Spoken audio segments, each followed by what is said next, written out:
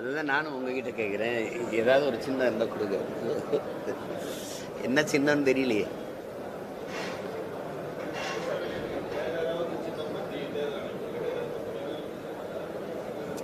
இது என்ன நடக்குதுன்னா, நீங்கள் சரி விவசாய சின்னம் நம்ம இது பண்ணும்போது நம்மகிட்ட இருந்தது, அதை எடுத்து ஒருத்தர் கொடுத்துட்டாங்க. அதில் என்ன நியமனா, ஒரு கட்சி அவருக்கு 3 சின்னம் கொடுத்துட்டாங்க. சரி, அதுக்கப்புறம் நம்ம ஒரு சின்னத்தை கேட்குறோன்னு வைங்களேன், அது உடனே நம்ம கேட்ட உடனே கொஞ்ச நேரம் வேற ஒரு ஆள் கொடுத்துருது. அது எந்த சின்னத்தை அவர் கேட்குறாருன்னு பார்த்து அப்புறம் அந்த சின்னத்தை வேற ஒரு இந்த விளையாட்டு எப்படி இருக்கு? நல்லா இருக்குல்ல? அப்புறம் என்ன சின்னத்தை கேட்க தோணும்? எந்த சின்னம் நீங்கள் கேட்டாலும் அது ஒரு பெரிய கட்சி அல்லது எல்லா இடத்துலையும் போட்டி போடுற ஒரு கட்சி அப்படி இருந்தாலும் சரி, ஒரு ஆறுதலாக சரி அவங்களுக்கு பெரிய கட்சி யாருன்னே தெரியாதவங்களுக்கு எடுத்து கொடுத்துரும். அப்படிங்கும்போது அது அந்த விளையாட்டு ரொம்ப கொடுமையாகவும் கடுமையாகவும் இருக்குது. அதனால சரி பொறுமையாக இருந்து தான் அதை செய்யணும்.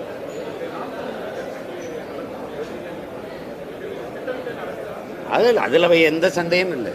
திட்டமிட்டு ரொம்ப திட்டமிட்டு எப்படியாவது ஒழிச்சிடணும், வளர விடாமல் தடுத்துடணும்னு நான் நினைக்கிறேன்.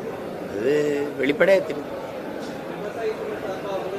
இப்போ நீங்கள் உங்ககிட்ட கேட்குறீங்க என்ஐஏ ரைடு போடுற அளவுக்கு என்ன நடந்திருக்கு? நாங்கள் ஒரு வெளிப்படையாக மக்கள்கிட்ட அரசியல் எடுத்து வைக்கிற ஒரு அரசியல் இயக்கம், ஒரு ஜனநாயக அமைப்பு. அப்போ அந்த அமைப்பு எங்களால் இந்த நிலத்தில் எந்த ஒரு சட்டம் ஒழுங்கு சீர்கேடுங்க வந்தது எல்லாமே அனுமதி பெற்று ஆர்ப்பாட்டமோ போராட்டமோ கூட்டமோ எல்லாமே அனுமதி பெற்று முறைப்படி தான் செய்வோம். எங்களை என்ஐஏன்னு ஒரு சோதனையை போடும்போது நீங்கள் அமலாக்கத்துறையோ வருமான வரித்துறையோ என்னை சோதிக்க முடியல. எங்கள் பிள்ளைகள அவங்க சோதிக்கிறதுனால பல்லாயிரக்கணக்கில் இளைஞர்கள் எழுச்சியோடு என்னை நோக்கி ஓடி வர்றதை அது தடுக்குது. அந்த தம்பி வருவான், தங்கச்சி வருவா, அம்மா அப்பா விடுவாங்களா? அந்த கட்சிக்கு போனால் ஏதோ பிரச்சனை, அது எல்லா போலீஸ் விசாரணைலாம் வருதுன்னு பயப்படுவாங்க. எந்த யாராவது எனக்கு இப்போ தேர்தலுக்கு நிதி தருவாங்களா? இந்த வச்சுக்கிறேன்னு கோடிக்கணக்காக யாரும் கொடுக்க போகிறது இல்லை. ஒரு 10,000 20,000 கொடுக்கறது கூட பயப்படுறாங்களே. நீ 20,000 கொடுத்தா அவனுக்கு நோட்டீஸ் இதை அனுப்பி கடிதம் அனுப்பி விசாரிக்கிறீங்க. ஆனால் நீங்கள் எங்கெங்கே ரைடு போட்டிங்களோ அங்கெல்லாம் காசு வாங்கிருக்கீங்களே. பாகிஸ்தானில் இருக்க ஒரு நிறுவனத்தில் காசு வாங்கி, அதுவும் புல்வாமா தாக்குதலுக்கு பிறகு வாங்கியிருக்கீங்க. 6,650 கோடிக்கு மேலே வாங்கியிருக்கீங்க. ஊழல் லஞ்சம் ஒழிக்கிறோம். நீங்கள் எல்லா கார்பரேட்டுகள்ட்டையும் காசு வாங்கும்போது கட்சி நடத்துறது அப்படி தான் நடத்துகிறாங்க. இவங்க இங்கே ஒரு கட்சி போதைப்பொருள் விற்றவன்ட்ட காசு, லாட்ரி விற்றவன்ட்ட காசு, பத்தாக்குறைக்கு இவங்களே சாராயத்தை விற்றுக்கிறாங்க. அப்புறம் எளிய பிள்ளைகள் எப்படி கட்சி நடத்துறது பாருங்க. நீங்கள் நல்ல ஜனநாயகம் வரணும், நல்ல கட்சி வரணும், யார் வர முடியும்? வெட்டி பேச்சு, சும்மா வெறும் வார்த்தை. இங்கே ஜனநாயகங்கிறது ஒரு வெற்று வார்த்தை. எங்க இருக்கு? யார்கிட்ட இருக்கு பதில்? நான் எழுப்புற கேள்விக்கு 14 தொகுதி இருக்கிற அஸ்ஸாமில் 3 கட்டமாக தேர்தல் நடக்குது. இதே 40 தொகுதி இருக்க பீகாரில் 7 கட்டமாக நடக்குது. 42 தொகுதி இருக்க மேற்கு வங்கத்தில் 7 கட்டமாக நடக்குது. 80 தொகுதி இருக்க உத்தரப்பிரதேசத்தில் 7 கட்டமாக நடக்குது. எனக்கு புதுச்சேரி உள்ளிட்டு 40 இருக்கிற இடத்துல ஒரே கட்டமாக ஏன் நடக்குது? ஏன் நடக்குது? எங்களை மாதிரி பிள்ளைங்க எவ்வளவு கஷ்டப்படுவோம் சொல்லுங்க. என்ன சின்ன இல்லை, பணம் கட்டுத்தொகை காசு இல்லை, எளிய பிள்ளைகள் படித்த பிள்ளைகள் நல்ல அரசியல் வரணும். எப்படி வர முடியும்?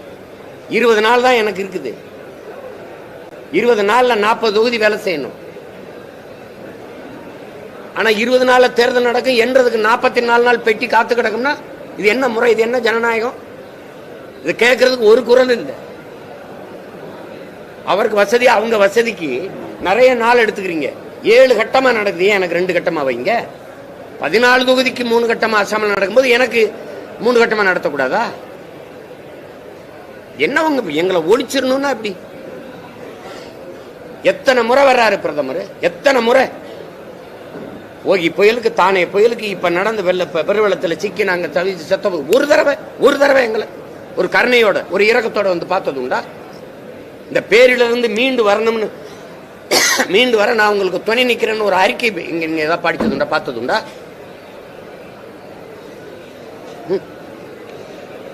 தமிழன் வாக்கு வேணும். அவன் வாழ்க்கை முக்கியம் இல்லை, அவன் வாக்கு தான் முக்கியம்.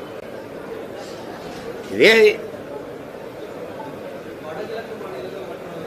இல்லை, நீங்களாவது இதை பேசணும்ல, ஊடகங்களாவது பேசணும்ல. உங்க வசதிக்கு ஒவ்வொன்றும் நீங்க 7 கட்டமா நடத்துக்குங்க. பீகார்ல நீங்க இதுல ஒரே நாடு ஒரே தேர்தல் வேற வெக்கம்லாம் பேசிட்டு ஆயிருவீங்க. எனக்கு எதுக்கு 20 நாள்ல தேர்தல் வைக்கிறீங்க? ஏன் இன்னொரு 10 நாள் கூட கொடுத்தா என்ன? கொடுத்தா என்ன? 7 கட்டமா தேர்தல் நடக்குது. 14 தொகுதிக்கு 3 கட்டமா நடக்குது. இங்க 40 தொகுதிக்கு ஒரே கட்டமா நடக்குது. ஆனா ஜனநாயகம் பேச சொல்றீங்க எங்களை. இந்த ஜனநாயகத்தின் மீது நம்பிக்கை வைங்கிறீங்க. எது ஜனநாயகம்? தேர்தல் ஆணையம் தன்னாட்சி அதிகாரம் பெற்றதுங்கிறீங்க. தன் இஷ்டத்துக்கு இயங்குறது அதுதான் தன்னாட்சியா? அவங்க கட்டுப்பாட்டுல இல்லையா? கட்டுப்பாட்டுல இல்லாமையா அவங்க விருப்பத்துக்கு தேர்தல் இது ஒதுக்கப்படுது, நாட்கள் ஒதுக்கப்படுது. எடுத்தவொடனே எனக்கு வைக்கிறீங்க. 7 கட்டமா நடக்குது, ஏன் எனக்கு 4 கட்டமா நடக்கட்டுமே? அதானே ஒரு குறைஞ்சபட்ச ஒரு ஏதாவது இருக்கணும்ல, ஜனநாயகமாக இருக்கணும்ல. வேலை செஞ்சு பாருங்க, அப்பதான் தெரியும் எங்களை மாதிரி பிள்ளைகள் என்ன பாடுபடுவோம் பாருங்க. 40 தொகுதியில 20 நாள்ல நாங்க 20 நாள் போய் முடிக்கணும்.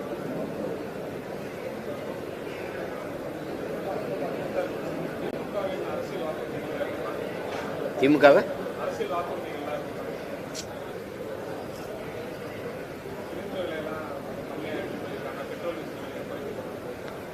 கேட்டுட்டு இருங்க, கேட்டுக்கிட்டு ரசிச்சுக்கிட்டு இருங்க.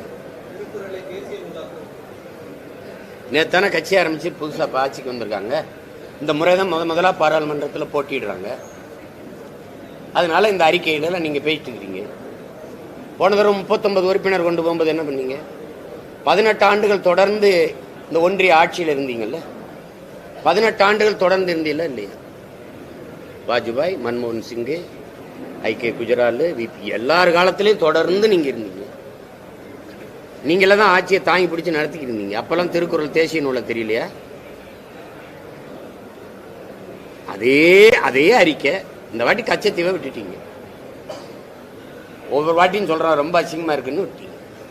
எரிகாட்டூர்ல விலையை நீங்க எப்படி குறைப்பீங்க?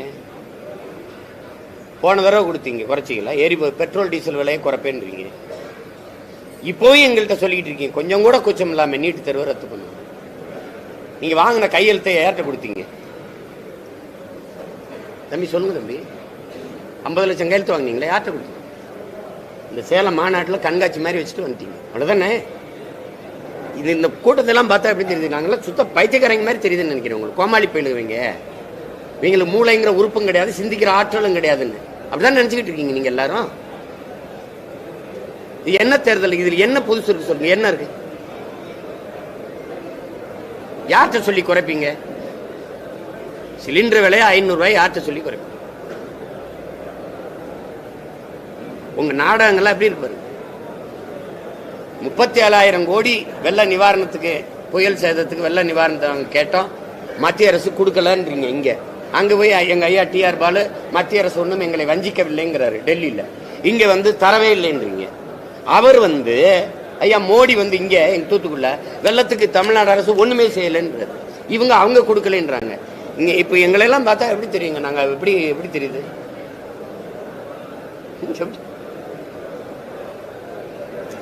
அதாவது ரொம்ப கேவலமா மதிப்பிடுறதுங்க. அதுவும் தமிழர்களை மிக மோசமா மதிப்பிடுறது.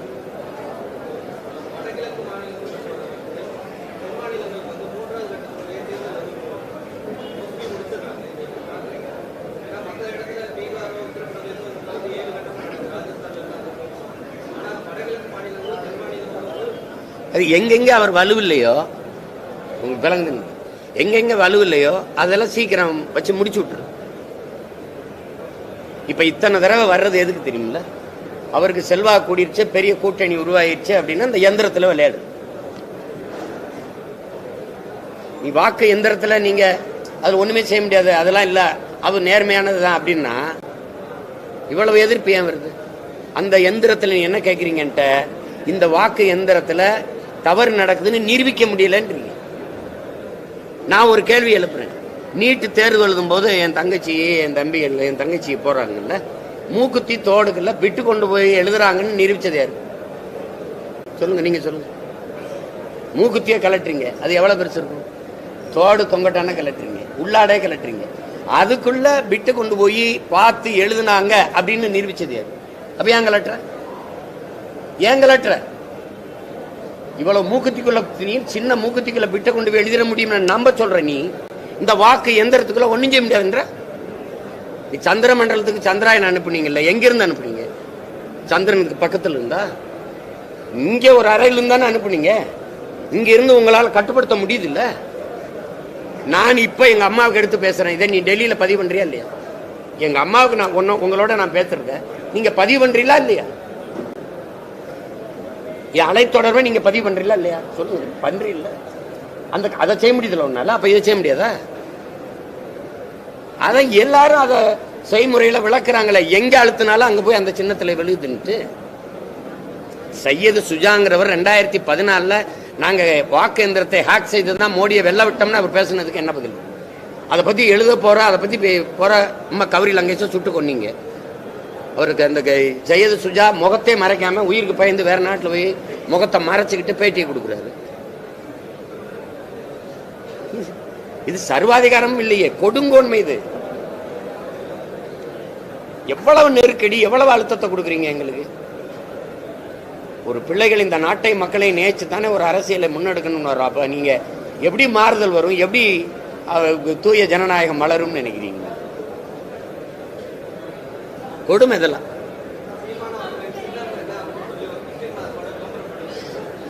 தெரியல, அது என்ன பண்றதுன்னு தெரியல. பிள்ளைங்க வந்து கேட்டுக்கிட்டே இருக்கும்போது சின்ன என்ன அப்படின்னு ஒரு அவங்களுக்கு ஒரு தேடல் இருக்குன்னு தான். அது ஏதோ இப்போ இல்லைன்னு நினைக்கிறாங்க. அது இல்லை, சின்ன இல்லைன்னு. அது என்ன சின்னம் கொடுத்தாலும் நான் நின்று வெல்லுவேன், அது வேற. ஒரு நியாயம்னு இருக்குல்ல.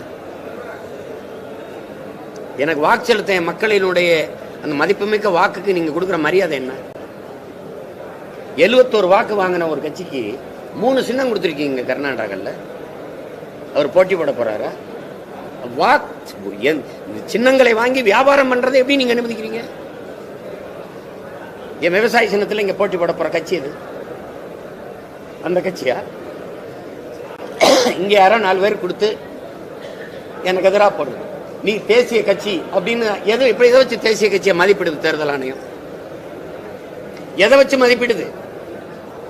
அவர் ஏற்கனவே பல மாநிலத்தில் போட்டிட்டு இருக்காரா? உரிய வாக்கை பெற்று அங்கீகாரத்தை பெற்றிருக்காரா? இல்ல இல்ல. அப்ப நீங்க கொடுத்து விட்டுருக்கீங்க. அவர் போட்டியே போடல. ஆனா தேசிய கட்சின்னு என்ன பண்றீங்க? பெட்டியில சின்னத்தை வைக்கும் போது முதல்ல வச்சிருவீங்க. எங்க சின்னத்தை 3வது பெட்டியில வைப்பீங்க. எப்படி இது? நீங்க அங்கீகாரம் பெறணும், அங்கீகாரம் பெறணும். எல்லா கட்சியும் ஒரு பெரிய கட்சி திமுகவோட போய் கூட்டணி வச்சு அது வென்று அது எம்பி ஆயிடுச்சுன்னா அங்கீகரிச்சேங்கிறீங்க, எம்எல்ஏ ஆயிடுச்சுன்னா அங்கீகரிச்சேங்கிறீங்க. தனியா நிக்க சொல்லு, என்னை மாதிரி தனியா நிக்க சொல்லு, நின்று அது அங்கீகாரத்தை பெறணும்னு சொல்லு. எப்படி? இந்த ஸ்டேட்ல பிஜேபி தனியா நின்னா அங்கீகாரம் பெற வாக்க வாங்குமா? இப்ப கூட்டணி வச்சுதான் வாங்குமா? பெட்டியில விளையாடும். நாங்க பெரிய கூட்டணி வச்சிருக்கோம், பிரதமர் அடிக்கடி தமிழ்நாட்டுக்கு வந்தால பெரிய எழுச்சி வந்துருச்சுன்னு காட்டிட்டு அதுல விளையாடுவோம். செய்ய மாட்டோம்னு ராமர் மேல சத்தியம் பண்ணலாமா? நீங்க திறந்த ராமர் கோயில்ல நீங்க ஜெய் ஸ்ரீராம் சொல்ற அந்த ராமர் மேதே நீங்க சத்தியம் பண்ணுவீங்களா? செய்யலா? துணிவு இருக்கா? நான் வேணா சத்தியம் பண்றேன், இவர்கள் உறுதியாக செய்வார்கள். நான் வேணா ராமர் மீது சத்தியம் பண்றேன். நீங்க பண்ண மாட்டோம்னு சொல்லுங்க.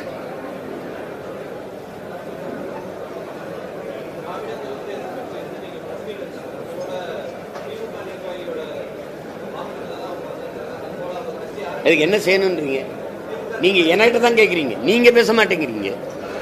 நீங்க தானே பேசணும். நீங்க மக்களுக்கு இடையில இருக்கிற நீங்க செய்தி தொடர்பாளர்கள், நீங்க தான் கொண்டு போகணும். நீங்க என்கிட்டே திருப்பி கேட்குறீங்க. அதுக்கு நான் என்ன செய்ய முடியும்னு சொல்லுங்க. என்ன செய்ய முடியும்? நான் தமிழ் தேசம் பேசுறது இனவாதம் பிரிவினைவாதம்னா, நீங்க தெலுங்கு தேசம் பேசுறது என்ன வாதம்? அதுவும் உங்க தேசத்துல இல்ல, என் தேசத்துல. அது பக்கவாதமா இல்ல முடக்குவாதமா இல்ல சுண்டுவாதமா? என்ன வாதம் அது? என்ன வாதம் அது? அது எப்படி நான் பேசும்போது மட்டும் தெலுங்கு தேசம்னு ஒருத்தர் கட்சி வச்சிருக்கிறாரு, அவரோட நீங்க எல்லாம் கூட்டணி வைக்கிறீங்க. இந்திய தேசத்துக்கு ஒரு தேசியம் தான் இருக்குது. அதுல தெலுங்கு தேசம் அவர்கிட்ட கேட்கல, என் டி ராமராவ்ட்ட இல்ல ஐயா சந்திரபாபு நாயுட்ட கேட்பீல, ஓடி ஓடி போய் கூட்டணி வைக்கிறீங்க. நாங்க தமிழியர்கள், தமிழ் தேச பிள்ளைகள், இது நாடு தமிழ்நாடு, இது என் தேசம், பாரத நாடே பைந்தமிழர் நாடு என்று அண்ணல் அம்பேத்கர் சொல்றாரு. நான் என் தேசத்துல என் தமிழ் தேச அரசியல் அப்படின்னு நான் சொல்றது, ஐயோ பாசிசம், ஐயோ செப்பரேட்டிசம், ஐயோ இதெல்லாம் என்னது?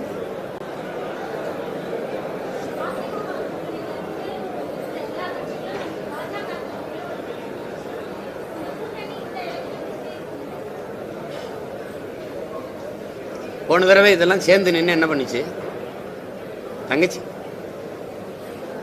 என்ன பண்ணாங்க? எதுக்கு கூட்டணி கிட்டணி? நீங்க 10 ஆண்டுகள் நாட்டை ஆண்டிருக்கீங்க. நீங்க பிஜேபி அப்படி வச்சுக்கிறீங்க, ஆண்டிருக்கீங்கல்ல.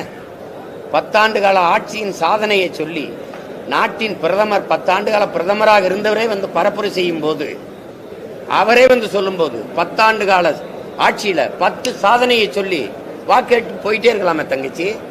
அதுக்கு எதுக்கு இந்த கூட்டணி? ஒன்னு சொல்ல ஒன்னு இந்த பாருங்க, இவ்வளவு நல்லா பண்ணிருக்கேன் பாருங்க 10 ஆண்டுகள்ல, இன்னொரு 5 ஆண்டுகள் கொடுத்தீங்கன்னா இன்னும் எவ்வளவோ செய்வேன். அப்படி பேசி வாக்கு கேட்க வேண்டியதானே. என்ன ஒண்ணும் பேச மாட்டேங்கிறீங்க? 10 ஆண்டு கால ஆட்சி சாதனை நாயகனுக்கு சப்போர்ட் தேவைப்படுதே தங்கச்சி, சப்போர்ட் தேவைப்படுதே.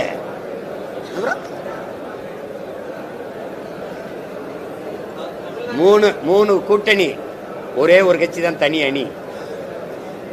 எல்லாரும் என்னைய குறி வைப்பாங்க, அவங்க எல்லாரும் சேர்ந்து. நான் ஒரே ஆளு இவங்க எல்லாரையும் குறி வைப்பேன். நான் தான் உண்மையிலே பெரிய கட்சி, பெரிய வலுவான கூட்டணி வச்சிருக்கிற கட்சி, 8 கோடி மக்களோட கூட்டணி வச்சிருக்கிற கட்சி நான் ஒருத்தன் தான். நான் என் மக்களை முழுமையாக நம்புறேன், முழுமையா நேசிக்கிறேன்.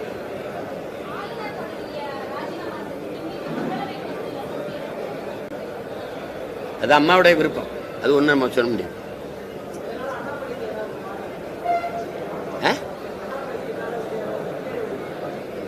புரியல என்ன சொல்ற?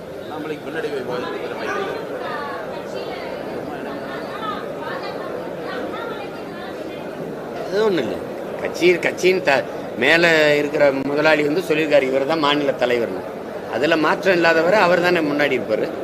அதனால ஒன்னும் பின்னடைவு வராது.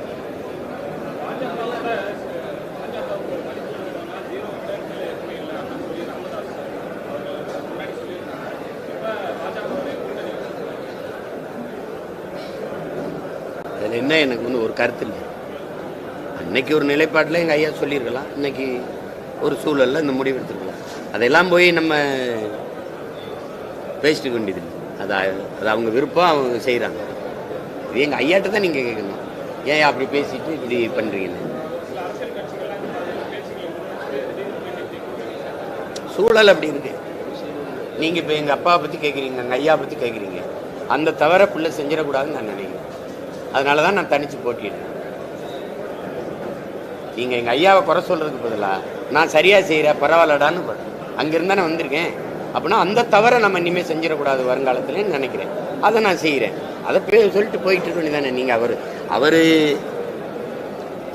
ஒரு முடிவு எடுத்துட்டாருங்கிறக்கா அதை போய் குறை சொல்லிட்டு இருக்கணும்ல. அப்படி பார்த்தா இங்க எல்லாருமே தான் செய்யறாங்க. எங்க ஐயா அப்படி சொன்னார்ல, அதுக்கு மானவப்பட்டு ரோசப்பட்டு கூட்டணி வைக்காம போயிருக்க வேண்டியது ஆள் யாரு? எங்க ஐயா பாரதிய ஜனதா ஆட்சிக்கு சுழிய மதிப்பெண் தான் போடுவேன் அப்படின்னு சொல்லிட்டாரு. நீங்க போனீங்களா, அவர் வந்தாரா கூட்டணி? நீங்க ஏன்னா போய் கெஞ்சி கூட்டி வந்து சேர்க்குறீங்க. அப்ப அந்த தன்மான ரோச உணர்வு, மான உணர்வு உங்களுக்கு தான், நீங்க அவரோட சேராம இருங்க. அவர் அப்படி சொன்ன பிறகு நீங்க போய் சேர்றீங்கன்னா அதுக்கு நாங்க என்ன பண்ண முடியும்? என்னங்கய்யா?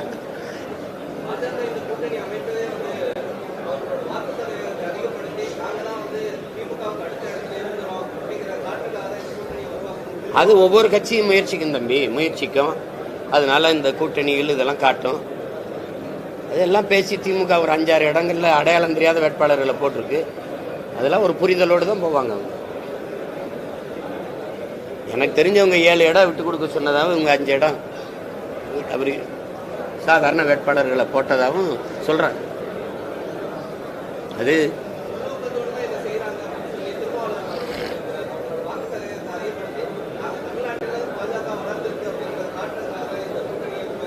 அதை அவங்க நினைக்கிறாங்க.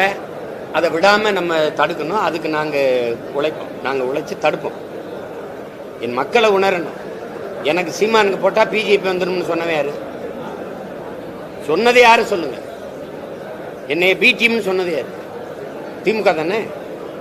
திமுக அவருடைய வாடகை வாய்கள். சீமானுக்கு போட்டா பிஜேபி வந்துடும், சீமானுக்கு போட்டா பிஜேபி வந்துடும். எனக்கு போட்டா நான் தானே வருவேன். இந்த அடிப்படை அறிவு இல்லாத நீங்க பகுத்தறிவாதிகளையும் பேசிட்டு இருந்தீங்க. பிஜேபி வந்துடும், பிஜேபி வளர்ந்துரும், பிஜேபி வளர்ந்துருங்கிறீங்க. எனக்கு போடாம உங்களுக்கு போட்டாங்க மக்கள். இப்ப பிஜேபி வளர்ந்துருச்சு வளர்ந்துருச்சுன்றீங்க. அப்படின்னா இது எப்படி? எப்படி இது எப்படி கொடுமையா இருக்கு. புதிய கல்விக் கொள்கையை நாங்கள் ஏற்க மாட்டோம், எதிர்ப்போம். அப்ப பிரைம் மினிஸ்டரோட ஸ்ரீபள்ளி ஏற்கிறீங்க, அது வேற கொள்கையா? புதிய கல்விக் கொள்கையின் கிளை கொள்கையா? அது எந்த கொள்கை? அது புதிய கல்விக் கொள்கையில இல்ல. இந்த புதிய கல்வி ஸ்ரீ பள்ளியில இஸ்லாமிய கிறிஸ்தவ ஆசிரியர்களை சேர்ப்பீங்களா? பதில் இருக்கா? முதல்வருக்கு தான் எழுப்புறேன் இந்த கேள்வி. அவங்ககிட்ட யாருக்கிட்ட இருக்கா? இது புதிய கல்விக் கொள்கையில வருதா? ஸ்ரீபள்ளி ஏற்கனவே நவோதயா, அப்புறம் கேந்திர வித்யாலயா, சிபிஎஸ்இ பாடத்திட்டம் கொண்ட பள்ளிகள், மத்திய அரசு பாடத்திட்டம் கொண்ட பள்ளிகள். இதுல எல்லாம் என் மொழி படிக்க வாய்ப்பு இருக்கா? என் வரலாறு இருக்கா? எங்க பாட்டை வாவுச்சி கற்பிக்குமா? வேலுநாச்சியாரை கற்பிக்குமா? எங்க பாட்டிய கற்பிக்குமா? என் மொழியும் இல்லை, என் வரலாறும் இல்லைன்னா என் இனம் எப்படி வாழும்? நிலம் என்னது, நீர் என்னது, மின்சாரம் என்னது, காசு என்னது? மத்திய அரசு நிதி உதவி, நிதியில் நடக்கிற மத்திய அரசுக்கு ஏது நிதி? யாராவது பதில். மத்திய அரசுக்கு ஏது நிதி? உன்னுடைய வருவாய் பெருக்கத்துக்கு ஒன்று ஒரு சோர்ஸ் காட்டு, சோர்ஸ் ஆஃப் இன்கம் ஒன்று. இந்த வழியில எனக்கு வருது, இந்த வழியில வருது. என் வரி பினான்ஸ் மினிஸ்டருக்கு அந்த லாஸ்ட் வீக் 1000 crores ரிலீஸ் பண்ணிருக்கு. அப்படின்னு அதுக்கு முந்தைய வாரம் நாங்க 5000 crores உங்களுக்கு ரிலீஸ் பண்ணிருக்கோம். என்னது? உடம்புல இருக்க ஒட்டுமொத்த ரத்தத்தையும் உறிஞ்சிட்டு ஒரு சொட்டு ரத்தத்தை ஏத்துறதெல்லாம் சேவையா? இதான் ஆட்சி முறையா?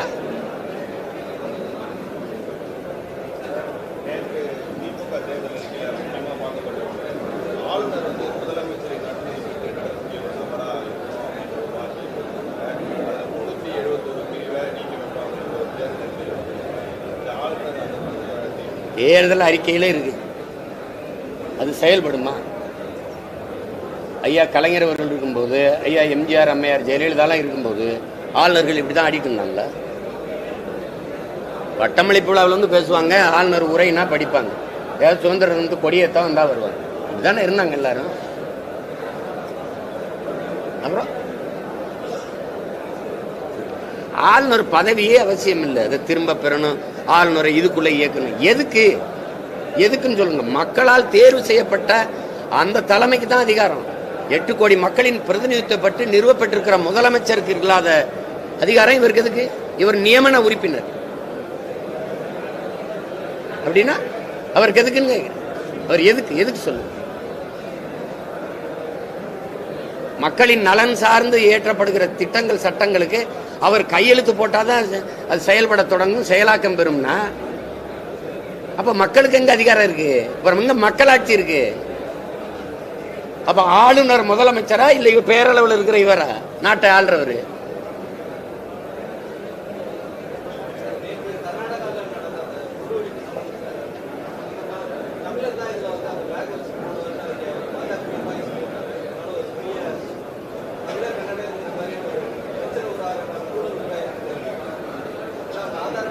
அவங்க நம்மளை அப்படித்தான் பார்ப்பாங்க. தமிழர்களை வந்து இழிவுபடுத்துவாங்க. ஒரு சொட்டு தண்ணி கூட தர முடியாதுங்கிறாங்க. ஒரு சொட்டு தண்ணி கூட தர முடியாது அப்படின்னு சொன்னதுக்கு திமுக, அதிமுகவுடைய கண்டன அறிக்கை, பாரதிய ஜனதாவுடைய கண்டன அறிக்கை. நாங்கள் என்ன தமிழர்களுக்கு தண்ணி கொடுக்க முட்டாள்களா அப்படின்னு கேட்டதுக்கு இந்த 3 கட்சிகளின் நிலைப்பாடு என்ன? இங்க இருக்கிற காங்கிரஸ் கட்சியின் நிலைப்பாடு என்ன? ஒரு சொட்டு தண்ணி கூட தர முடியாதுன்னு சொன்ன கர்நாடகர்களுக்கு அந்த காங்கிரஸ் கட்சியின் தலைமை சொல்லுது, அந்த காங்கிரஸ் கட்சிக்கு 10 சீட் ஏன் கொடுத்தீங்க? தமிழர் உரிமை காக்கிற தளபதிகள் நீங்க தானே, தலைவர்கள் நீங்க தானே. தமிழர்களுக்கு தண்ணி கொடுக்க முட்டாளா அப்படின்னு கேட்டா உனக்கு சீட்டு கொடுக்க நான் முட்டாளான்னு கேட்கணும்ல.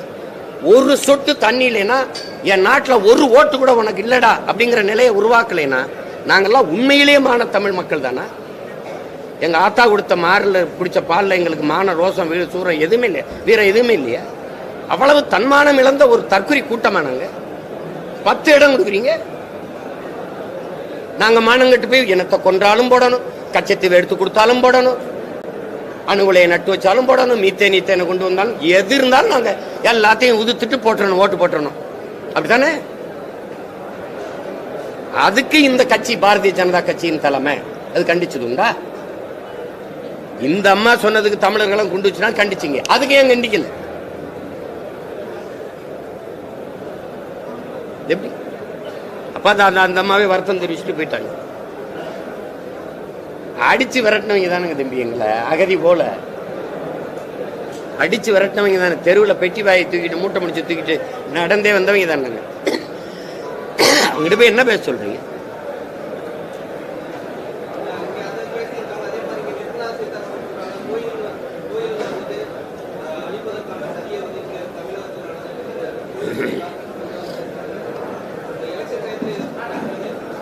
சும்மா அதெல்லாம் பேசுவாங்க, அதெல்லாம் ஏற்புடையதா தம்பி? நம்மளை விட நம்ம கோயிலை நம்ம பாதுகாக்க மாட்டோமா? என்னுடைய வழிபாட்டு தலத்தை எனக்கு பாதுகாக்க தெரியாதா?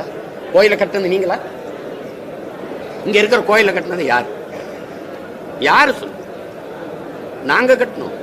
எங்க மூதாதைகள், எங்க முன்னோர்கள், எங்க முன்னோர் எங்கள் தெய்வங்களுக்கு கட்டின கோயில். அதுல உங்களுக்கு எங்களுக்கு இல்லாத அக்கறை உரிமை உங்களுக்கு என்ன? இதை இவங்க எடுத்துக்கணுமா? அரசுகிட்ட இருந்து எடுத்துக்கணுமா? தம்பி அண்ணாமலை அவர்கள் சொல்றாங்க, ராமர் கோயிலால் ஆண்டு ஒன்றுக்கு 4 லட்சம் கோடி உத்தரப்பிரதேச அரசுக்கு வருமானம் வரும் சொல்லியிருக்காரு இல்லையா? 4 லட்சம் கோடி ராமர் கோயிலால் வருமானம் வரும் அரசுக்கு அப்படின்னு சொல்றாரு. அதை அரசு வச்சுக்கணும். எங்க கோயில இவங்க எடுத்துக்குவாங்க. எங்க கிட்ட அரசு கிட்ட இருக்கும் போதே 1100 சிலைக்கு மேல காணா. உங்ககிட்ட இருந்தா என் பங்காளி வடிவில் சுவாமிங்க கிணறு இருந்துச்சு காணாமங்கிற மாதிரி கோயில் இருந்துச்சு காணாமன்னு சொல்லணும் நான். அதானே தம்பி? அதெல்லாம் விடுங்க தம்பி. அதானே சொன்னோம். அவங்க கோயிலே தான் இருப்பாங்க, குடிசைக்கு வரமாட்டாங்க. அவங்க சாமி கிட்டே தான் இருப்பாங்க, வாழ்ற பூமி கிட்ட வரமாட்டாங்க. அதே பேசணும், வேற அவ்வளவுதானே. நன்றி. என்னுடைய உயிரோடும் உணர்வோடும் கலந்து வாழுகின்ற என் தாய் தமிழ் உறவுகள் அனைவருக்கும் என்னுடைய பேரன்பிற்கும் பெரும் நம்பிக்கைக்கும் உரிய என் உயிர் தங்கைகள், தம்பிகள் அனைவருக்கும் என்னுடைய அன்பும் வணக்கமும்.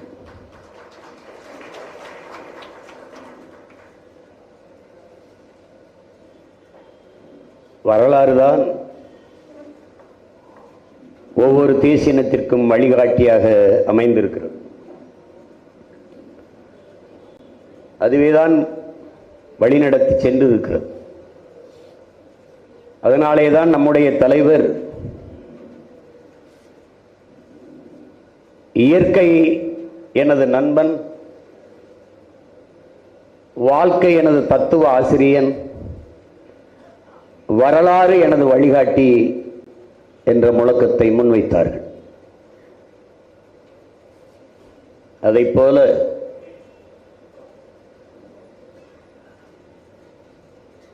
நம்மிடம் முன்னவர்கள் நமக்கு வடித்து தந்த வரலாற்று பேராவணங்கள், இலக்கிய சான்றுகள், அவர்கள் பதித்து வைத்த வழித்தடங்கள் எல்லாம் நம்மை வழிகாட்டி கொண்டிருந்தாலும் நம்மோடு வாழ்ந்து கொண்டிருக்கிற வரலாற்று பெரும் ஆய்வறிஞர் 100க்கும் மேற்பட்ட நூல்களை தமிழ் இளம் தலைமுறையினருக்கு வடித்து வார்த்து வழித்தடங்களாக தந்திருக்கிற நம்முடைய ஐயா மாசோ விக்டர் அவர்கள்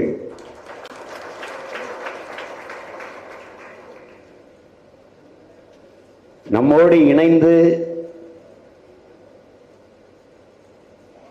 நமக்கு வழிகாட்ட வந்திருப்பது பெருமையும் மகிழ்ச்சி.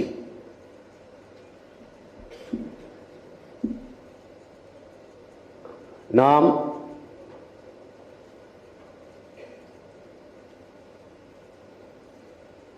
உலகில் நீண்ட நெடிய வரலாற்று பெருமை கொண்ட ஒரு தேசியனத்தின் மக்கள். உலகிற்கு அறிவியல், நாகரிகம், கலை, இலக்கியம், பண்பாடு, வேளாண்மை எல்லாற்றுவற்றையும் கற்றுக் கொடுத்த ஒரு இனத்தின் பிள்ளைகள். நம்முடைய பெரிய தகப்பனார் நம்மாழ்வார் அவர்கள் உலகிற்கு அறிவை கடன் கொடுத்த ஒரு இனம் உண்டென்றால் அது தமிழ் பேரினம்தான் என்று நம்மிடத்திலே பதிவு செய்திருக்கிறார். அப்படிப்பட்ட ஒரு இனத்தின் மக்கள்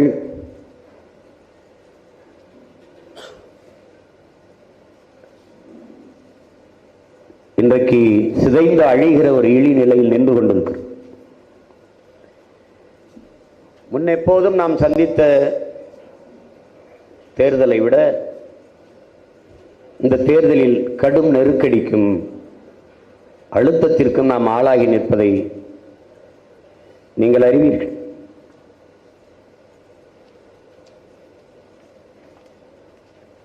அவர்கள் நம்மிடமிருந்து நம் சின்னத்தை எடுக்கலாம், ஆனால் நாம் சுமந்து இருக்கிற எண்ணத்தை ஒருபோதும் எவராலும் எடுக்க முடியாது என்பதை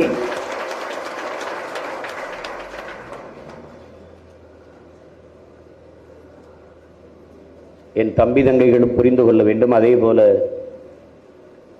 நம்முடைய மக்களுக்கும் தெரியும். இந்த நாட்டில் ஒரு நல்ல அரசியல் உருவாக வேண்டும், தூய ஆட்சி மலர வேண்டும் என்பது எல்லாருடைய கனவுமாக இருக்கிறது. சகித்துக் கொள்ள முடியாத ஊழல், லஞ்சம், தீர்க்க முடியாத வறுமை, ஏழ்மை, பசி, பட்டினி, துன்ப துயரங்கள், அடக்குமுறை, ஒடுக்குமுறை, சாதிய இழிவு, தீண்டாமை, பாலியல் வன்கொடுமை, மதுமத போதை, பெண்ணி அடிமைத்தனம், வளச்சுரண்டல், கொள்ளை, எண்ணற்ற கொடுமைகள், இவற்றையெல்லாம் சரி செய்யலாம் என்று பாதிக்கப்பட்ட, பாதிப்புக்கு ஆளான அந்த கூட்டத்தில் இருந்து வருகிற நம்மை போன்ற பிள்ளைகள் எவ்வளவு நெருக்கடிக்கு ஆளாக வேண்டியிருக்கிறது என்பதை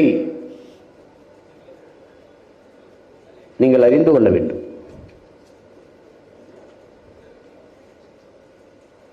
ஜனநாயகம் என்பது வெற்று வார்த்தையாக மாறி நிற்கிறது. நீங்கள் அறிவீர்கள், வெறும் 14 தொகுதி இருக்கிற அசாமில் 3 கட்டமாக தேர்தல் நடக்கிறது. இதை போலவே 40 தொகுதி இருக்கிற பீகாரில் 7 கட்டங்களாக தேர்தல் நடக்கிறது. 42 தொகுதிகள் இருக்கிற மேற்கு வங்கத்தில் 7 கட்டங்களாக தேர்தல். 80 தொகுதிகள் இருக்கிற உத்தரப்பிரதேசத்தில் 7 கட்டங்களாக தேர்தல். அதை போலவே 40 தொகுதி இருக்கிற நமக்கு ஒரே கட்டத்தில் தேர்தல். இங்கே வலிமை உள்ளவன், தினமும் உடற்பயிற்சி கூடத்தில் போய் உடற்பயிற்சி செய்து உடலை வலிமையாக வைத்திருக்கிறவனும், மெலிந்து நலிந்து வலிமையற்று இருக்கிறவனும் ஒரே நேரத்தில் ஓடி வெற்றி கொட்டை தொட வேண்டும் என்றால் இது எப்படிப்பட்ட ஜனநாயகம் என்பதை தமிழ் இளம் தம்பி தங்கைகள் புரிந்து கொள்ளும். சிந்திச்சு பார்க்கணும். எளிய மக்களிலிருந்து எவரும் எழவே முடியாது என்றால் அந்த மக்களுக்கான குரல் எங்கிருந்து வரும்? யார் கொடுப்பார்? இன்று வரை டெல்லியிலே வேளாண்குடி மக்கள் போராடி கொண்டிருக்கிறார். ஒரு நாட்டில் ஒரு விவசாயி வீதிக்கு வந்து விட்டால் அது நாடல்ல, அது சுடுகாடு. வேளாண்மை என்பது தொழிலே அல்ல, அது ஒரு வாழ்வியல், அது ஒரு பண்பாடு, அது ஒரு வாழ்க்கை முறை. இந்த உலகத்தில் எதுவில்லாமலும் உங்களால் வாழ முடியும், ஆனால் நீரும் சோறும் இல்லாமல் வாழ முடியாது. அதை எத்தனையோ பேர் அறிஞர்கள், தலைவர்கள், பெருமக்கள் எல்லாம் போதித்திருக்கிறார்கள். ஆனால் அவர்கள் எல்லாம் விட மிக தெளிவாக கற்பித்தது கண்ணுக்கு தெரியாத நுண்ணுயிரி கொரோனா என்கிற நோய் தொற்று. எல்லாரிடமும் பணம் இருந்தது, எவனும் விலை உயர்ந்த கார்களை வாங்கி மயிலுந்தை வாங்கி வீட்டிலே அடுக்கி வைக்க வேண்டும் என்னவில்லை.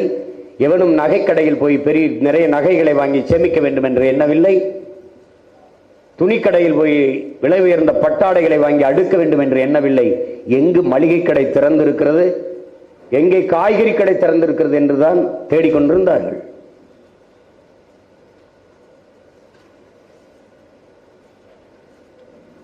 எங்கே போனது? தேவாலயங்களும் பள்ளிவாசல்களும் கோயில்களும் மூடி கிடந்தன. எல்லாம் பயனற்று போய்விட்டது பெருமக்களே. ஒன்னுத்துக்கு ஒன்றும் பண்ண முடியல.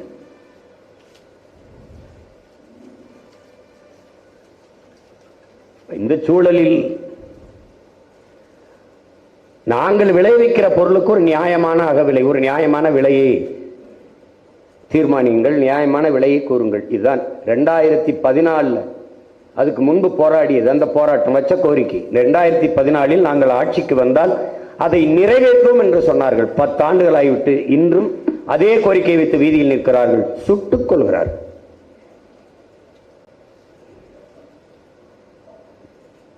இது மாதிரி ஒரு கொடும்போக்கு உலகத்திலே கிடையாது.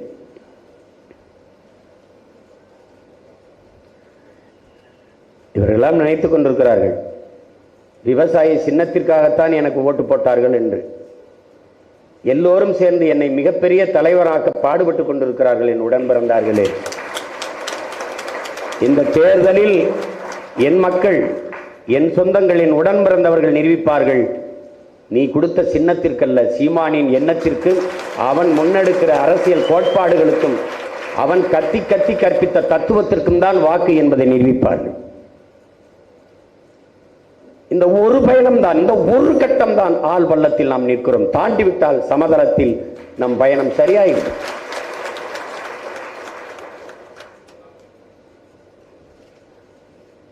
உலகம் முழுமைக்கும் நமக்கு சான்றுகள் கொட்டி கிடக்கிறது. அலைகள் இல்லாத கடலால் நல்ல மாலுமியை உருவாக்க முடியாது. தடைகள் இல்லாத படையில் தளபதிக்கு என்ன வேலை? ஒன்றுமில்லை. நம் கோட்பாடுதான் தடையை நொறுக்கு, படையை பெருக்கு, இனத்தின் விடுதலையை இறுதி இலக்கு.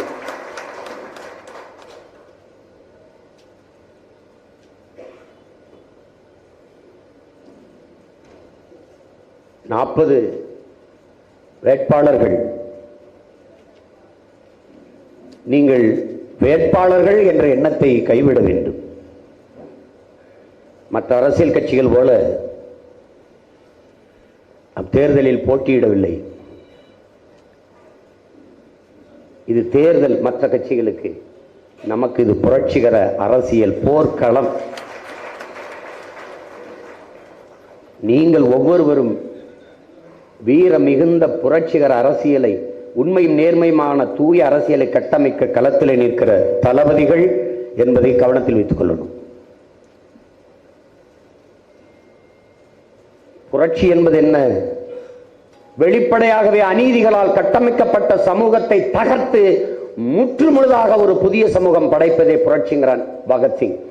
அப்படி உங்களுக்கு தெரிகிறது, இது வெளிப்படையாகவே அநீதிகளால் கட்டமைக்கப்பட்ட சமூகம். அதை தகர்த்து புரட்சிகர மாறுதலை கொண்டு வர களத்திலே நிற்கிற புரட்சியாளர்கள் நீங்கள் என்பதை கவனத்தில் வைத்துக் கொண்டு களத்தில் நில்லுங்கள். முதலில் உங்களை நம்புங்கள்.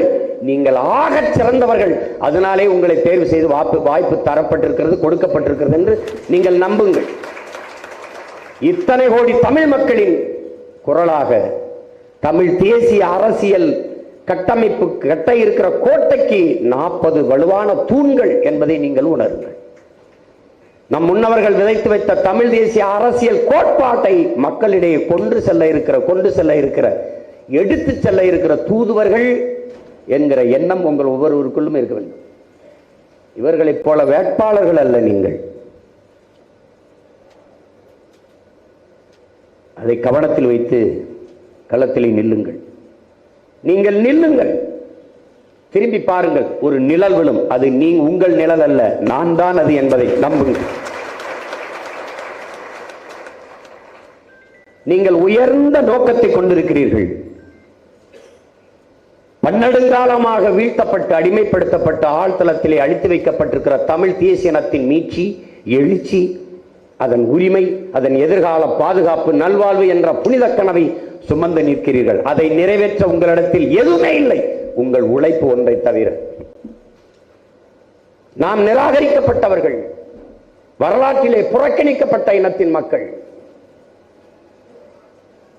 அண்ணல் அம்பேத்கர் வரலாற்றில் நிராகரிக்கப்பட்ட இனத்தின் மக்கள் ஒரு நாள் தங்களுக்கான வரலாற்றை தாங்களே எழுதுவார்கள் என்கிறார்.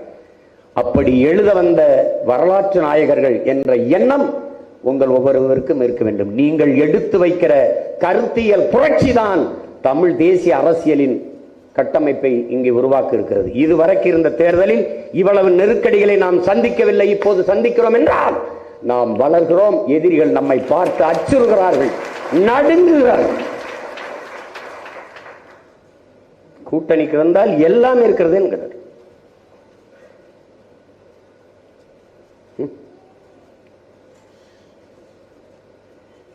நாம் உருகி கரைந்து ஓடுவதற்கு பனிக்கட்டி அல்ல, புலிக்குட்டிகள் என்பது தெரியாமல் அவர்கள் நம்மோடு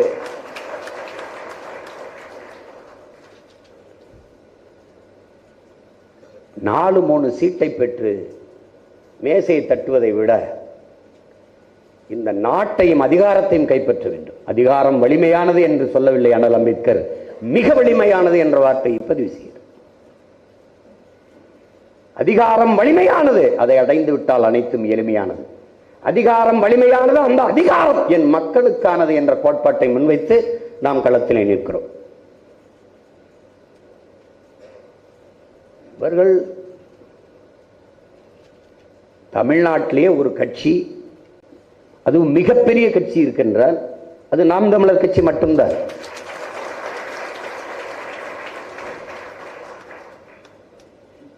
என் அன்பிற்குரிய தங்கை தம்பிகளே, நீங்கள் நன்றாக கவனியுங்கள். 40 தொகுதியிலும் தனிச்சு துணிந்து போட்டியிடுவதற்கு ஒரு கட்சிக்கு கூட துணிவில்லை. ஒரு தலைவன் என்பவன் தன் மண்ணை, தன் மக்களை முழுமையாக நேசிக்க வேண்டும், நம்ப வேண்டும். இல்ல கூட்டம் சேர்த்துக்கிட்டு கூட்டணி சேர்ந்துருச்சு ஜெயிச்சிருவோம் அப்படின்னா அது எப்படி? அப்படி பார்த்தா நம்மை விட வலிமையான கூட்டணி அமைத்தவன் இங்கு இல்லை. நாம மட்டும்தான் 8 கோடி மக்களோடு சேர்ந்து களத்திலே தேர்தலிலே போட்டியிடும்.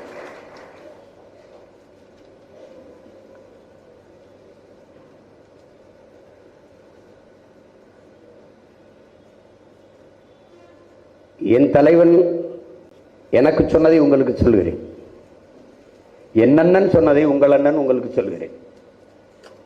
தமிழ் தேசிய அரசியல் செய்யணும், தமிழ் தேச விடுதலைக்காக, தமிழ் தேசிய மக்களின் உயர்வுக்கு மேம்பாட்டிற்கு அரசியல் செய்யணும்.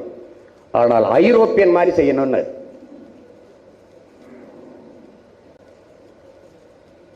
அப்படி செய்யுங்கள்.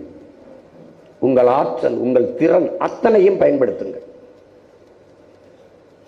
கட்சியின் பொறுப்பாளர்கள் எல்லாம் நீங்கள் ஒவ்வொருவரும் உங்களை இந்த களத்திலே நிற்கிற வேட்பாளர்கள் என்று கருதி கொண்டு களத்திலே நின்றுங்கள். உங்களுக்கு வாய்ப்பு தரவில்லை, எனக்கு வாய்ப்பு தரவில்லை, அந்த எண்ணத்தை கைவிடுங்கள். நாங்கள் எதற்காக இதை செய்திருக்கிறோம் என்று வென்று முடிக்கும் போதுதான் உங்களுக்கு புரியும். தேடி தேடி ஒவ்வொரு வேட்பாளரையும் தேர்வு செய்ய நாங்கள் பட்ட பாடு யாரிடத்திலும் சொல்லி மாளாது.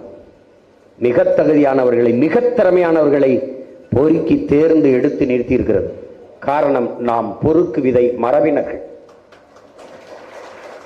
நிலத்திலே செடியிலே காய்க்கிற எல்லா கத்திரிக்காயையும் விதைக்கி விட்டதில்லை ஒரு வேளாண் குடிமகன்.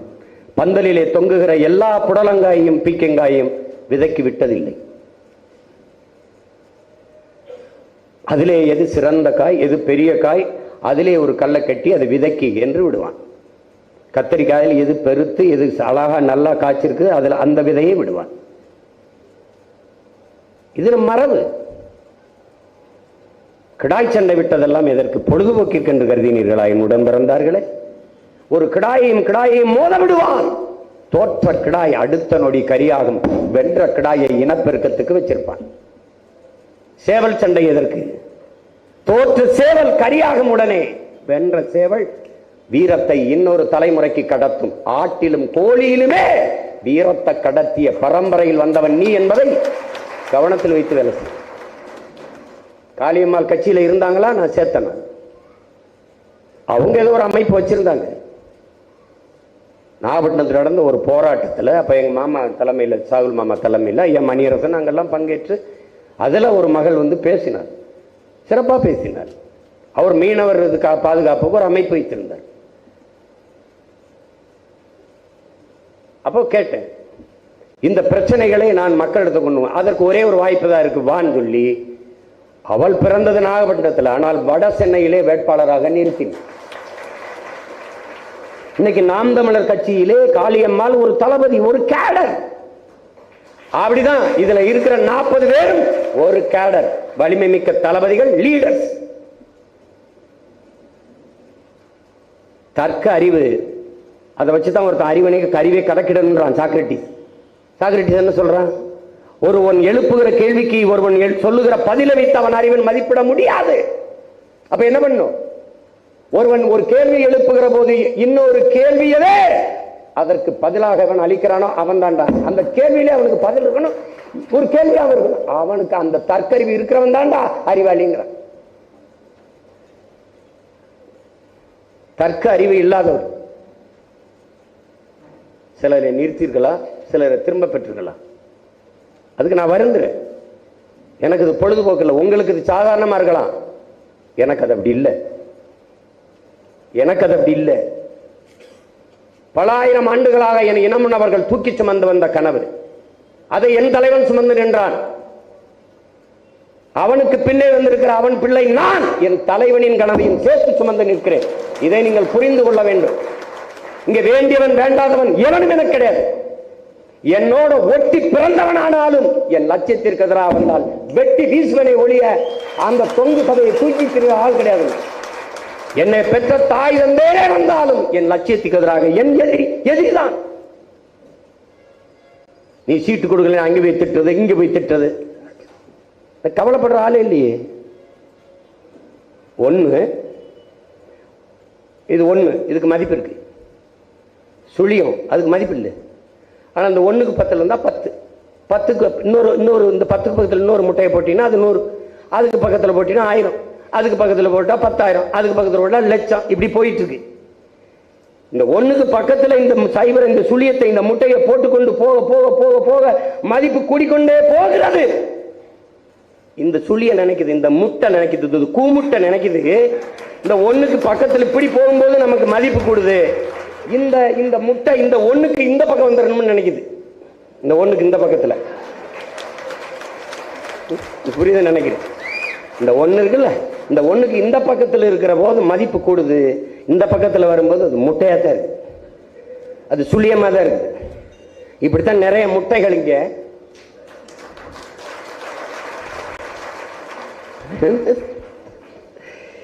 என் மனைவிக்கு சீட்டு கொடுத்தா 4 காசு சம்பாதிச்சுக்கிறவன்னு என்கிட்டே பேசுனா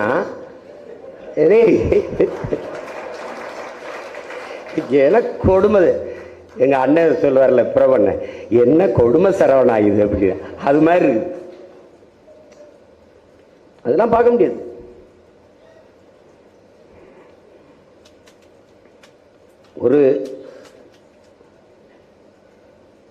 ஒரு ஆசிரியர் எதுக்கு பாடுபடுவார்? நல்ல மாணவர்களை, அறிவார்ந்த பிள்ளைகளை உருவாக்கத்தான் பாடுபடுவார். எனக்கு என்ன இவங்கெல்லாம் வந்து கோடிக்கணக்கான கட்சிக்கு நிதி 1 கோடி கொடுக்குறேன், எனக்கு இடம் கொடுங்க, கட்சிக்கு நான் 10 கோடி செலவு பண்ணுறேன், தேர்தலுக்கு இடம் கொடுங்க, அப்படி கேட்டவங்களா இல்லை. நான் தேடுங்க,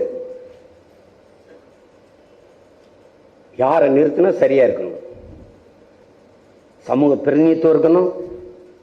இப்ப பாருங்க, திமுக அறிவிச்சிருச்சு, அதுல ஒரு கிறிஸ்தவர் இஸ்லாமியர் கூட இடம் இல்லைன்னா இப்ப ஒரு தர்க்கம் நடக்குது, சண்டை நடக்குது. அதுல ஒரு நாடார் கூட இடம் இல்லைன்னு சண்டை நடக்குது. ஆனால் இவன் கனிமொழியை நாடார்னு சொல்லிட்டே இருக்கான். அதையும் ஒரு கூட்டம் நம்பிக்கிட்டே இருக்கு. இப்படி ஒரு கூமட்ட கூட்டத்தில் நாம ஏன் பிறந்தோம்னு நமக்கும் தெரிய மாட்டேங்குது. கனிமொழி நாடார்னா அழகிரி ஸ்டாலின் நாடார் தானப்பா, அப்ப நாடார் தானே நாட்டாளுறாரு. இல்ல கனிமொழி நாடாரு, இவங்க 2 பேரும் வேற. ஒரு அப்பாவுக்கு 2 சாதியா? 2 சாதியா? எங்க பாட்ட இருக்கான்ல, அரசனுக்கு அரசன் அருண்மொழி சோழன், அது புரியாது உங்களுக்கு. இந்த ராஜராஜன்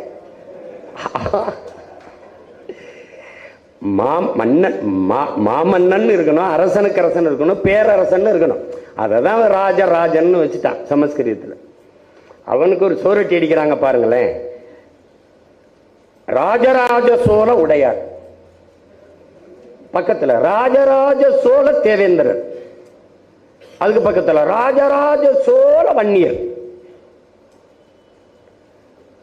அதுக்கு பக்கத்துல ஒரு சோருட்டி ராஜராஜ சோழ தேவர், அதுக்கு பக்கத்துல ஒரு 6 தான் பெரிய சோருட்டி அரசனுக்கு அரசன் அருண்மொழி சோழன் தமிழ் பெரும் பாட்டன் அவ்வளோ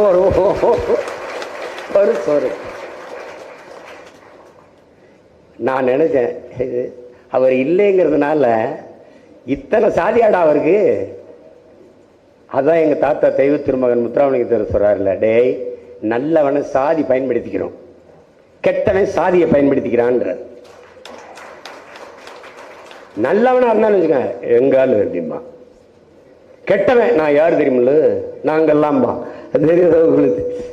அதுதான் அதான் கதை. அது அவன் நல்லவன், அதனால எங்காலு எல்லாருக்கும். அது என் அன்பிற்குரிய பிள்ளைகளுக்கு நான் ஒண்ணுதான் சொல்லுவேன். நீங்க இந்த 20 நாள் தான், 20 நாள் முழு ஈடுபாட்டோட உழைங்க. ஒண்ணு இல்லை, இது உங்களுக்கு ஒரு தேர்வு, ஒரு தேர்வு, அந்த தேர்வு தான் பரிசு. நீங்க என்ன செய்யணும்? கன்னியாகுமரி நிற்கிறீங்களா, கடலூர்ல நிற்கிறீங்களா, தஞ்சாவூர் நிற்கிறீங்களா, மயிலாடுதுறையா, இல்லை தென் சென்னையா, வட சென்னையா, இல்லை தூத்துக்குடியா, விழுப்புரமா, எந்த தொகுதியில நிற்கிறீங்களோ அந்த தொகுதியில் நம் மக்கள் அனுபவிக்கிற துன்ப துயரங்கள், அந்த தொகுதியில் இருக்கிற சிக்கல் பிரச்சனைகள், அது உங்க சிந்தையில நிறைஞ்சிருக்கணும். அதுக்கான தீர்வு. இந்த பிரச்சனைக்கு என்ன தீர்வு? நீங்கள் எழுப்ப வேண்டிய கேள்வி, இத்தனை ஆண்டுகள் புதிதாக இந்த கட்சி எதுவும் தேர்தலில் நிக்கல, புதிதாக வென்றியவர்களும் பதவிக்கு போறதில்லை, பல முறை அதிகாரத்தில் இருந்திருக்காங்க. 10 ஆண்டு காலம் ஐயா மன்மோகன் சிங் அவர்கள், 10 ஆண்டு காலம் ஐயா நரேந்திர மோடி அவர்கள் நம் வாழ்நாளில் சரிபாதியை சாப்பிட்டிருக்கிறார்கள். 20 ஆண்டுகள் இந்த நாடு அரை அங்குலம் முன்னேறியது, வளர்ந்தது, வறுமை ஒழிந்தது, ஏழ்மை ஒழிந்தது, வேலை வாய்ப்பு ஏதாவது உண்டு, ஏதாவது ஒன்றுமே.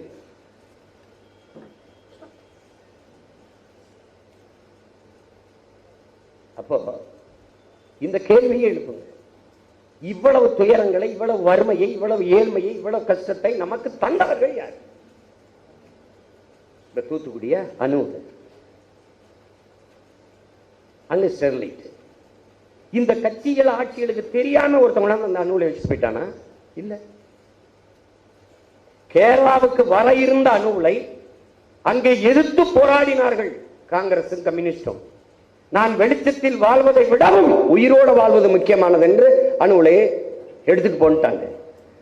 ஆனால் கொஞ்ச தூரம் தள்ளி அவன் இடிந்த கரையினை கொண்டு வந்து வைக்கிறான்.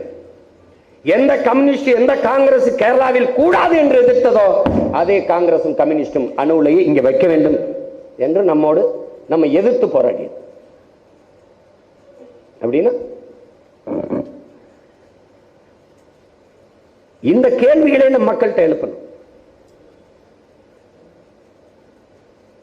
எல்லை தாண்டி வருகிறார்கள் மீனவர்கள், அதனால் பிடிக்கிறார்கள். எல்லை தாண்டி கேரள மீனவர்கள் வருகிறார்களா? இல்லை. ஏன் ஒரு மீனவர் கூட சிறைபிடிக்கப்படுவதில்லை? ஏன் அவன் படகு மறிக்கப்படுவதில்லை, வலை விரிக்கப்படுவதில்லை? ஏன் அந்த மீனவன் சுட்டுக் கொல்லப்படுவதில்லை? இந்த கேள்விகளை எழுப்பி நம் மக்களை நீங்கள் சிந்திக்க தூண்ட வேண்டும். நீங்கள் காற்றை சுவாசிக்கிறீர்கள், கந்தக துகள்களை சுவாசிக்கிறீர்கள், நீங்கள் நீரை அருந்துகிறீர்கள், நஞ்சை குடிக்கிறீர்கள், நீங்கள் உண்ணும் உணவெல்லாம் விஷம், நஞ்சு. 100 மரண செய்தி கேட்டால் என் உடன் பிறந்தார்களில் 90 பேர் புற்றுநோய். எப்படி வருது? எங்கிருந்து வருது? பல் ஈர்களுக்குள் புற்று அப்படின்னா பேஸ்ட் நஞ்சா. காதுக்குள் புற்று அப்படின்னா தாயின் மார்பிலை புற்று. 3 வயது குழந்தைக்கு புற்று. 3 வயது குழந்தை என்ன உணவு தின்றிருக்கும்? சாராயம் குடிச்சிருக்குமா? சிகரெட்டு, பான்பராக்கு, பீடம் என்ன போட்டிருக்கும்? தாய்ப்பாலை தவிர எதையும் உண்ணாத குழந்தைக்கு புற்றப்படி வந்தது. தாய்ப்பால் நஞ்சாச்சு. தாய்ப்பால் ஏன் நஞ்சானது? அவள் உண்ட உணவு நஞ்சாயிடுச்சு. இதை கற்பியுங்கள். நீங்கள் சொல்லுங்கள். போய் வணங்குகிற சாமிக்கு அரசியல் செய்ய நிறைய கட்சிகள். நீங்கள் வாழ்கிற பூமியை காப்பாற்ற ஒரே ஒரு கட்சி தான் இந்த பெருநிலத்தில் உண்டு. அது நாம் தமிழர் கட்சி மட்டும்தான். நாங்கள் சாதி பார்ப்பவர்கள் அல்ல, அதை கடந்து எதையாவது சாதிக்க துடிப்பவர்கள். நாங்கள் மதம் காக்க வந்தவர்கள் அல்ல, அதை கடந்து மானுடம் காக்க வந்த பிள்ளைகள். ஏன்? நாங்கள் உயிர்மை நேயர்கள். கொக்கு செத்தால், குருவி செத்தால், மைனா செத்தால், சிட்டு செத்தால், யானை பூனை செத்தால் எனக்கென்ன என்ற எண்ணம் எங்களுக்கு இல்லை. இவையெல்லாம் செத்தால் நாங்கள் செத்து விடுவோம் என்ற புரிதல் எங்களுக்கு உண்டு. அதை கற்பியுங்கள்.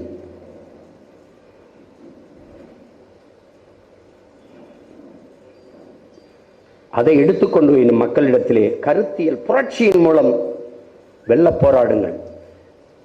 நம்மிடத்திலே காசு இல்லை, ஆகச் சிறந்த கருத்தியல் இருக்கிறது. நம்மிடத்தில் கோடிகள் இல்லை, ஆனால் மிக உயர்ந்த கொள்கைகள் இருக்கிறது. அதை எடுத்து வைத்து களத்திலே நில்லுங்கள். இருக்கும் சின்ன சின்ன கசப்பான அனுபவங்கள் இருக்கும், அதை கடந்துருங்க. ஒரு கிளி ஒரு மரத்தில் ஒரு கிளையில போய் உட்கார்ந்து சாப்பிடுது. நிறைய கனிகள், எல்லாமே தித்திப்பா இருக்கு. எல்லா கனிகளையும் சாப்பிடுது. அந்த கிளையை விட்டு அது நகரவே இல்லை. ஆனால் ஒரே ஒரு கனி கசப்பர் சாயின்னு துப்பிட்டு அடுத்த கிளைக்கு தாவிடுது. அந்த கிளையில் எல்லா கனிகளும் தித்திப்பா இருக்கு, சாப்பிடுது. அதுல ஒரே ஒரு கனி கசந்துருது, ஒரு பழம் கசந்துருது, துப்பிடுது. அடுத்த கிளைக்கு தாவுது. அங்கே நிறைய இனிப்பான கனிகள் எல்லாத்தையும் சாப்பிடுது. ஒரு கனி கசப்பு கசக்குது, துப்பிடுது. அப்படியே கிளை விட்டு தாவி தாவி உச்சி கிளைக்கு போயிருது. அங்க போயிட்டு திரும்பி பார்க்குது. அதன் மேலே ஒரு பொன்னொளி வீசுது. கிளி தன்னை பார்க்குது. தங்க நிறமாக கிளி மாறிடுது. தங்க நிறமாக கிளி மாறிடுது. ஐயா இறையன்பு எழுதுகிறார், என் அன்பு உடன் பிறந்தார்களே, இந்த இடத்துல பத்தை தீட்டும் போது வைரத்திற்கும் வலிக்கும், அதை போல மனம் கசப்பையும் சுவைக்க கற்றுக்கொண்டால் தங்கம் போல ஜொலிக்கும் என்கிறார்.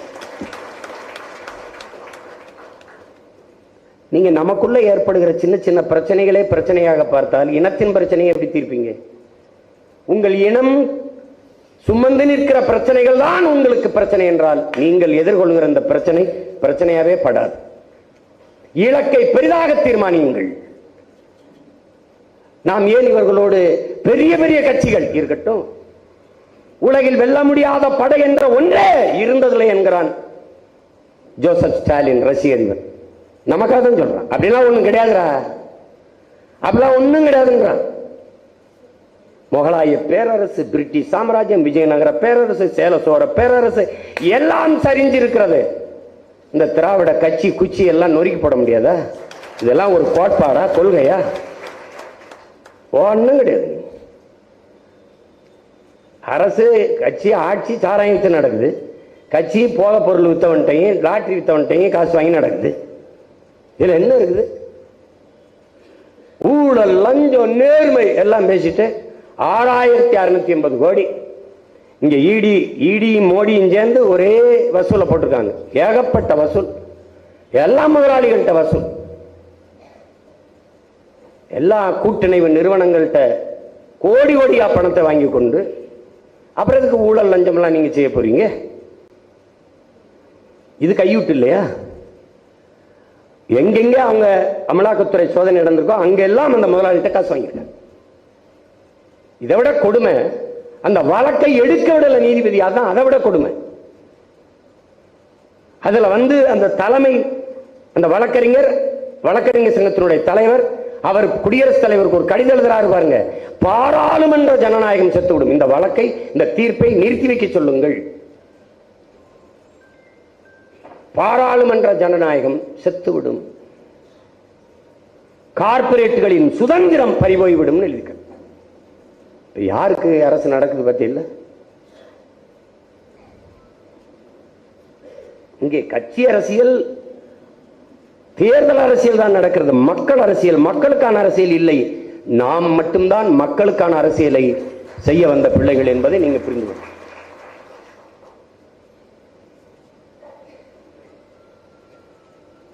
நம்பிக்கையோடு களத்தில் நில்லுங்க.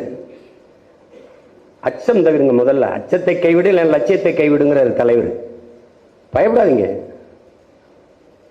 ஒன்றும் இல்லை, துணிஞ்சு நில்லுங்க.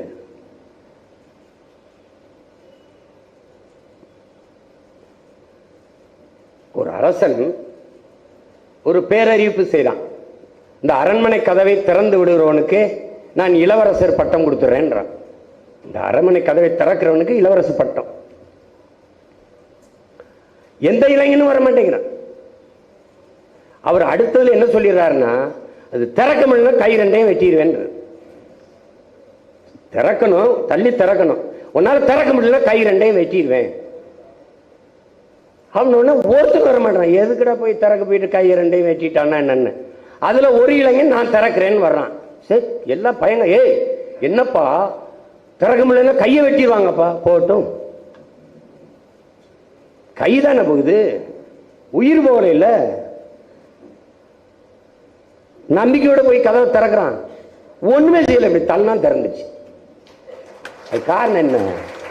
எது ஒன்றையும் இழக்க தயாராக இல்லாதவன் பிரிதொன்றை அடைய முடியாது. இங்க துணிவுதான் முக்கியம். நீங்க சந்திரன்ல கால் வச்சது ஆம்சாங் ஆம்சாங் படிக்கிறீங்க. ஆனா உண்மையிலேயே இறங்கி இருக்க வேண்டியவன் யூரி ககாரின் தான். அவனைத்தான் பயிற்சி கொடுத்து தயாரிக்குது. அவன் பெரிய கப்பற்பட வீரன். அவனை தயாரிக்கிறாங்க, பயங்கரமா தயாரிச்சு அவன் தான் இறங்குவான். சந்திர மண்டலத்தில் இறங்குவான், சந்திரன்ல இறங்குவான், நிலவிலே கால் வைப்பான்னு கீழர்கள் எல்லாம் கவனிச்சு பார்த்துக்கிட்டு இருக்கான். என் உடன் பிறந்தார்களே, இது உண்மையா பொய்யான்னு இல்லை, ஆனால் நமக்காக சொல்லப்பட்ட கதை என்றாலுமே நீங்க இது உள்வாங்கிக்கிறீங்க. இந்த போயிடுச்சு. யூரி ககாரின் தான் இறங்க போறான் நிலவுல. எல்லாம் எதிர்பார்த்துக்கிட்டு இருக்கான். பக்கத்துல ஆம்ஸ்டாங் கோபைல் கூட துணைக்கு போனவர் தான் ஆம்ஸ்டாங்.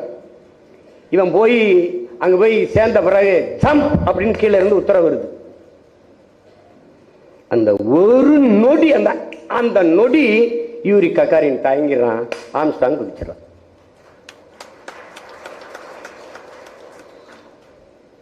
அந்த அவமானத்தில் யூரி ககாரின் தற்கொலை பண்ணி செத்துறான். அதுக்கு அங்க குதிச்சே செத்துருக்கலாம். எதுக்குன்னா அந்த ஒரு நொடி தயக்கம் எவ்வளவு பெரிய சாதனையை பின்னுக்கு தள்ளிட்டது வரும். தயங்காதீங்க, பயப்படாதீங்க, பயப்படாதீங்க. எல்லாருமே பாடினதுதான் அச்சம் தவிர்ங்கிறதான். பாரதியே தான் சொல்றான், அச்சம் தவிர், விட்டு ஒளிங்க, பயப்படாதீங்க. நம் இனத்தவன் பாருங்க, 20 நாடுகளின் படை கொண்டுதான் நாங்கள் விடுதலை புலிகளை போரில் வீழ்த்தினோம்ங்கிறான். அப்ப அத்தனை நாடுகள் படை நடத்திய போதும் அஞ்சாம போர்ல நின்று போராடி சத்தம் வீர மரபுல வந்த நீ சும்மா இந்த கேர களத்தில் நிக்கிறதுக்கு பயப்படுது. ஏதோ போருக்கு அப்படியே கசாப் கடைக்கு கூட்டிட்டு போற மாதிரியே பயப்படுது. என்னது என்னது? நீ பயந்து நின்றுவ, திருட்டு பைய, அந்த கொலகார பைய, முன்னாடி சாராயம் காய்ச்சிருவா தாளாளர் ஆயிடுவான். எல்லாம் அயோக்கிய பையில வந்துடுவான். கற்றவர்கள் நிரப்பாத இடத்தை மற்றவர்கள் இயக்குவார்கள். கற்றவர்கள் தான் வழிகாட்டணும். அந்த இடத்துல கயவர்கள் நிரப்பி விடுவார்கள். அதான் இது. அரசியலுங்கிறது ஒரு மக்களுக்கு சேவை செய்கிற ஒரு இதா இல்லது. அப்படி இல்லை இவங்களுக்கு. அரசியல் என்பது ஒரு பெரிய வியாபாரம் ஆயிருக்குது. ஒரு தேர்தல் வரும்போது 500 கோடி 10 சீட்டு மந்திரி அப்படி பேரம் பேசி அப்படிதான் இருக்குது. இப்ப பாருங்க, யாருன்னே தெரியாதவங்க சின்னத்தை வாங்கி வச்சுக்கிறான். முன்னாடி வந்துட்டான சின்னத்தை வாங்கி, அது ஒரு வியாபாரமா இருக்கு. நம்ம கூட அடுத்த ஒரு 5-6 சின்னத்தை வாங்கி வச்சுக்கிட்டு சேலம் போல தெரியுது. அப்படித்தானே இருக்குது. இங்க அப்படிதான் இருக்கு.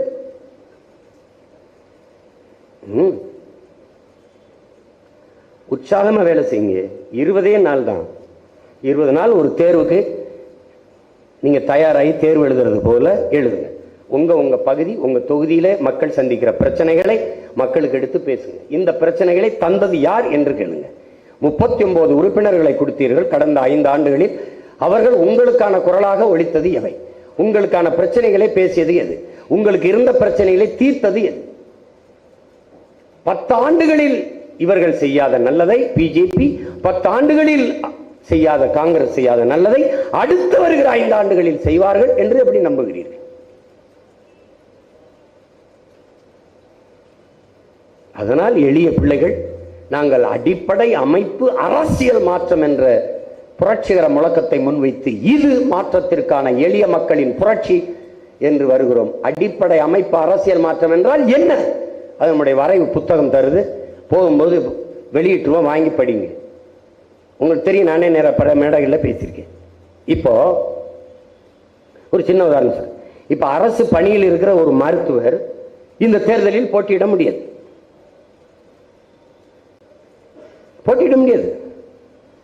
ஒரு அரசு பணியில் இருக்கிற காவலர், காவல்துறை அதிகாரி நம்ம போய் தேர்தலில் போட்டிட்டு மக்களுக்கு போட்டியிட முடியாது.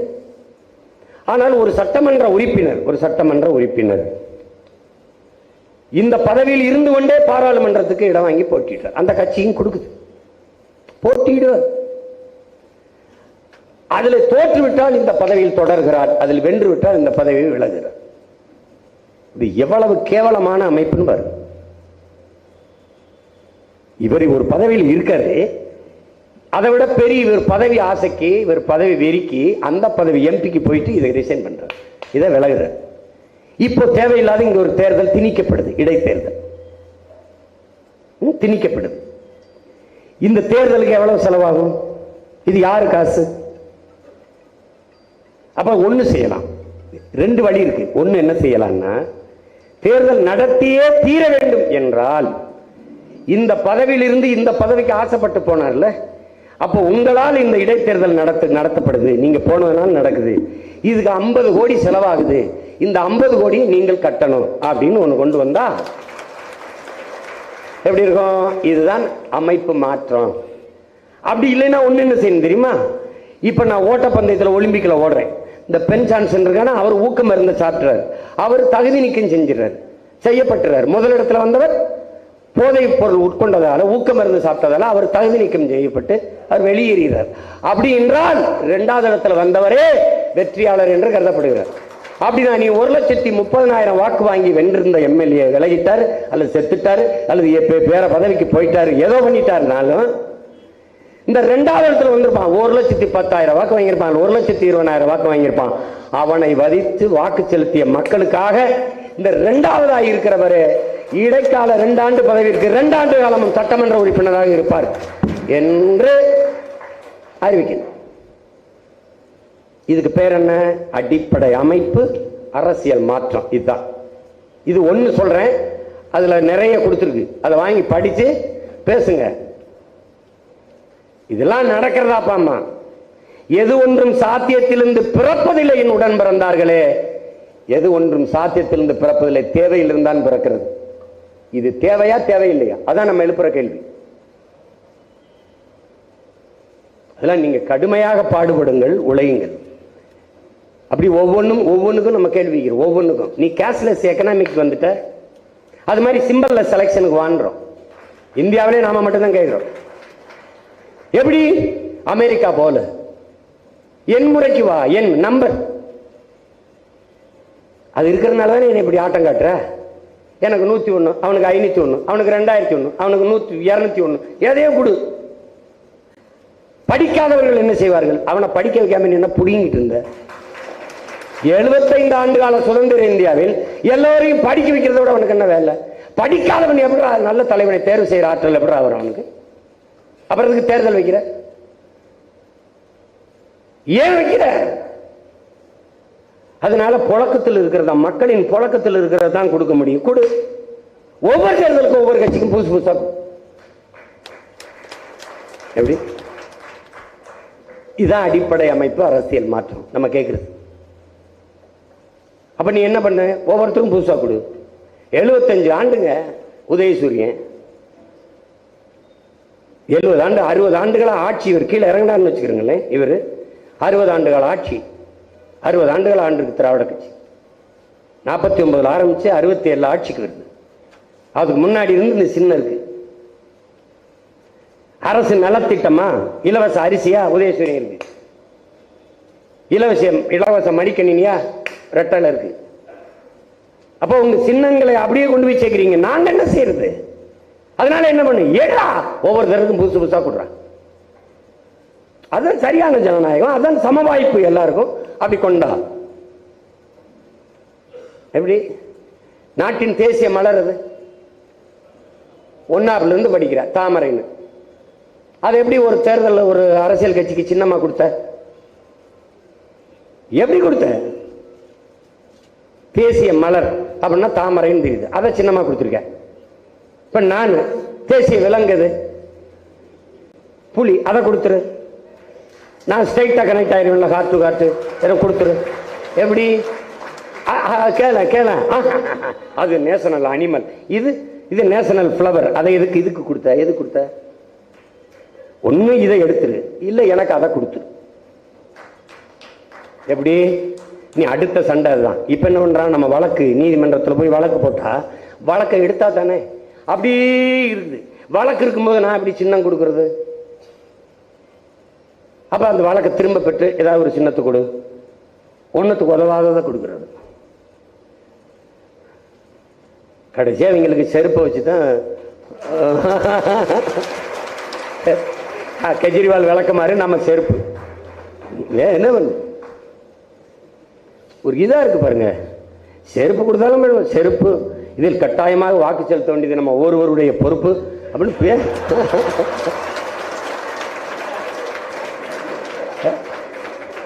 ஐயா கருணாநிதி அவர்கள், உங்கள் கால் செருப்பாக இருந்து கடமையாற்றத்தானே உங்கள் கட்டளையை எதிர்பார்க்கிறேன். அவர் குரல்ல இருக்கு, அதே போட்டு ஓட்டு கட்ட வேண்டியதான்.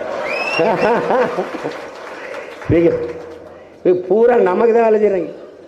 தம்பி அண்ணாமலை என் மண் என் மக்கள், அதை பீகார்ல இருந்து சொன்னா இந்திய மண் இந்திய மக்கள், என் நாட்டில் இருந்து சொன்னா என் அரசியல் தாப்பா, அது தமிழ் தேசியம் தான். தமிழர் உரிமை மீட்போம், தமிழ்நாட்டை காப்போம். ஐயா எடப்பாடி அவர் எனக்கு தான் ஓட்டு கேட்கிறாரு, இவரையும் எனக்கு தான் ஓட்டு கேட்கிறாரு. எல்லாருமே சேர்ந்து நம்ம கட்சி வெற்றிக்கு பாடுபடுறாங்க. அதெல்லாம் யோசிக்காம துணிஞ்சு வேலை செய்யுங்க, கவலைப்படாம வேலை செய்யுங்க. கட்சி பிள்ளைகள் பொறுப்பை உணர்ந்து இந்த 20 நாள் அரும்பாடாற்றிருங்க, விட்டுறாதீங்க.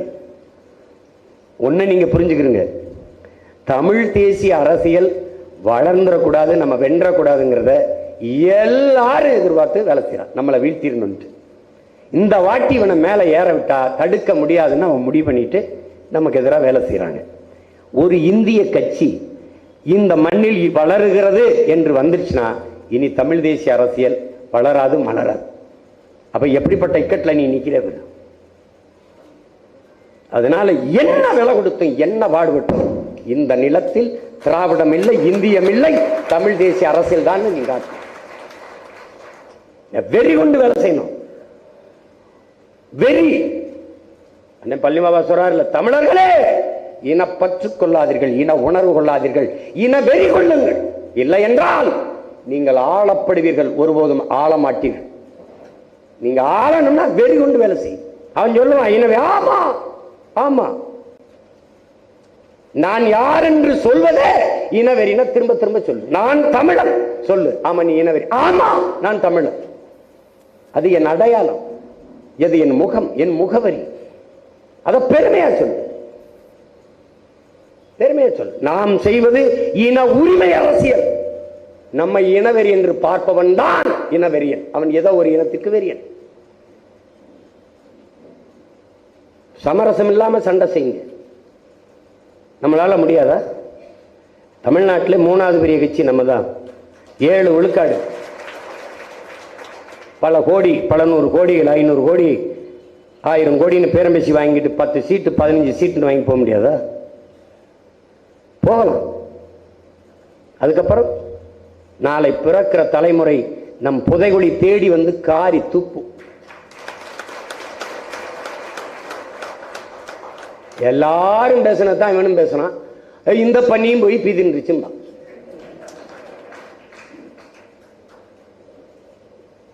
நாம தோற்று போனோம்னு நினைக்கிறான். தோற்று போறோம்னு நினைக்கிறான். கற்றுக்கொண்டிருக்கிறோம். நாங்கள் வளர்ந்து கொண்டிருக்கிறோம், முன்னேறி கொண்டிருக்கிறோம். ஒரே நாளில் எந்த புரட்சி வென்றிருக்கு?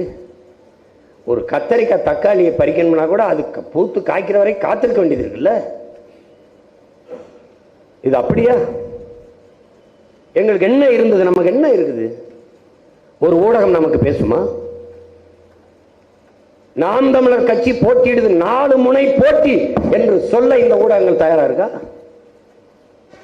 இதுவரைக்கும் நம்ம மற்றவர்கள் தானே இருக்கோம். அதர்ஸ். திமுக 51 விழுக்காடு போடுறாங்களா மக்கள்? ஏன் போடுறாங்கன்னு சொல்லியிருக்காங்க. திமுகவுக்கு இதனால் நாங்க போடுறோம், அந்த கருத்திற்கா இல்ல. 17 விழுக்காடு அதிமுகவுக்கு போடுறாங்க, அது 4 இடம் வெல்லுது. 13 விழுக்காடு பிஜேபிக்கு போடுறாங்க, அது 5 இடம் வெல்லுது. 1 2 எப்படி இருக்கு பாருங்க, கணிப்பு, கருத்து கணிப்பு. 19 விழுக்காடு மற்றவைக்கு போடுறாங்க. மற்றவை யார் இருக்கா? மற்றவை எந்த கட்சி? அதை சொல்ல முடியாது, நாக்கு சுலிக்கிறோம்.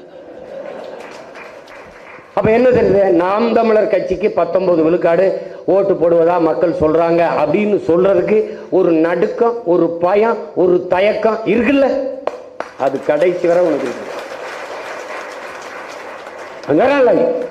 உன் பேரை உச்சரிக்க பயப்படணும்டா அவன் எதிரின்றான்ல. உன் பேரை கேட்டால் அவன் ஈர கூட நடுங்கணும்டாங்கிறான். நடுங்கு இல்ல, நடுங்குறீல. நீ என்னைய ஓட்டுமே செய்ய முடியல. நீ எனக்கு இடி ரெய்டும் போட முடியல, ஐடி ரெய்டும் போட முடியல, என்ஐ ரெய்டு போட்ட. என்ன பண்ணிட்ட? என்ன பண்ணிட்ட நீ?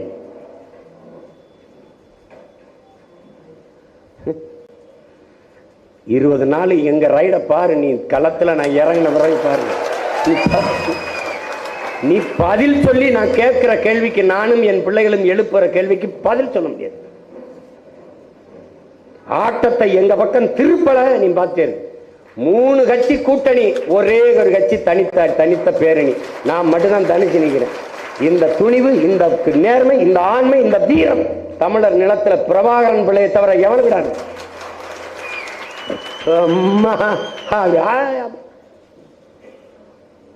26 தம்பி முதலமைச்சர். பேசுங்க. 26 முதலமைச்சர். அது நீ என்னை விட்டுட்டா நானே ஆயிருவேன். நீ உங்கூட வந்தா என்னைக்கு ஆயிருது? உனக்கு முறவாசல் தான் செய்ய முடியும், முதலமைச்சர் ஆக முடியாது. இந்த காதல ஒரு 10 லிட்டர் தேனு, இந்த காதல இந்த குலோப் ஜாமீன், அது ஐஸ்கிரீமு எல்லாம் லிட்டர் கணக்காக வச்சு ஏற்றுறது. காலையில் எண்ணெய் ரைடு, அங்கே கூட்டணி பேச்சு. காலையில் இந்த சின்னங்கட்டை அவனு கொடுக்குறது, அந்த சின்னங்கட்டை இவனு கொடுக்குறது, அப்புறம் கூட்டணி பேசுறது. நானும் படிக்க வச்ச வாத்தியார்ட்ட கூட இப்படி கையிட்டு உட்கார்ந்ததில்லை. சரிப்பா சரிப்பா. அப்புறம் சின்னத்தை கொடுத்தோம்னா இந்நேரம் களத்தில் இறங்கி பாதி தொகுதி சுற்றிருப்பான் சீமா. அதனால நீ எடுத்து வச்சுக்கிட்டு பண்ற. அது ஒன்றும் இல்லை. எங்கள் பிள்ளைகளுக்கு அந்த ஆற்றல் இருக்கு. அதுவும் தகவல் தொழில்நுட்ப பிரிவுக்கு அந்த ஆற்றல் இருக்கு. ஒரு நொடியில் கொண்டு சேர்ப்பாங்க. நீ கூலிக்கு வேலை செய்யறவன், என் பிள்ளைகள்லாம் கொள்கைக்கு வேலை செய்யறவன். எல்லா நாட்டு இராணுவத்திலையும் சம்பளத்துக்கு சண்டை போடுவான். என் தலைவன் இராணுவத்தில் சத்தியத்துக்கு சண்டை போட்டவன், லட்சியத்துக்கு சண்டை போட்டவன். அவன் பிள்ளைகள் நாங்கள். இதெல்லாம் தைரியமா நின்று நீங்க வேலை செய்யுங்க, நம்பிக்கையோடு வேலை செய்யுங்க.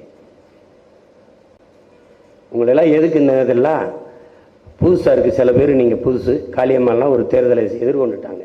சில பேர் இதுக்கு முன்னாடி எதிர்கொண்டிருக்கிறாங்க. என் தம்பி கார்த்திகெல்லாம் முன்னாடி எதிர்கொண்டிருக்காங்க.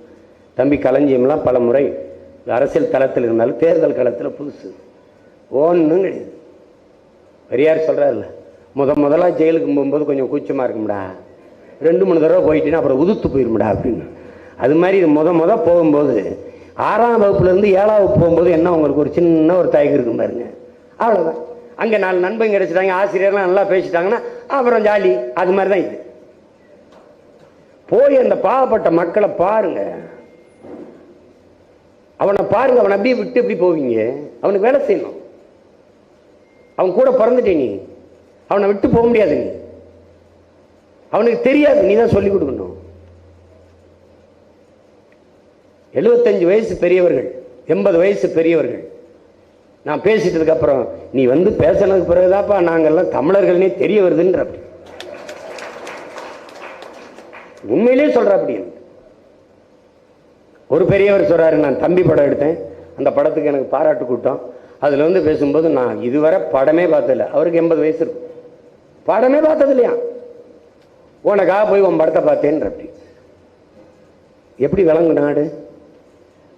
சினிமாவை நீ நிராகரிச்ச, அதை சாக்கடைன்னு, அதுல உருண்ட பண்ணி நாயெல்லாம் நாடாண்டு போயிடுச்சு, நீ தெருவில் நின்றுக்கிட்டு இருக்க. இதான் நடந்தது. இதானே சொல்லிக் கொடுக்க ஆள். என் தலைவன் வந்தான். திரைக்கலை ஒவ்வொரு தேசிய இனங்களின் அழகிய கலை வடிவம், அழகிய கலை முகம்னா, அது அறிவியலின் அழகான குழந்தைனர்.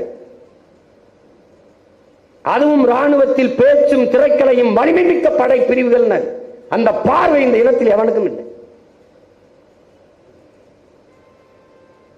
அதனால என் அன்பு தம்பி தங்கைகள், என் அருமை உடன் பிறந்தார்கள், நாளைக்கு இங்க இருப்பீங்க, நாளை மறுநாள் வேட்பாளர் அறிமுகம்.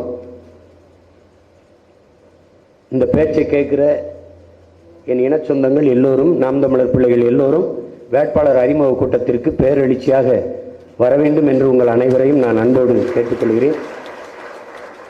நம்ம பிள்ளைகளுக்கு கட்டுத்தொகை போடும்போது ஒவ்வொரு இடத்திலையும் நம்மளை வீழ்த்துவதற்கு எதிரிகள், துரோகிகள் எல்லாரும் சூழ்ந்திருக்கிறார்கள்.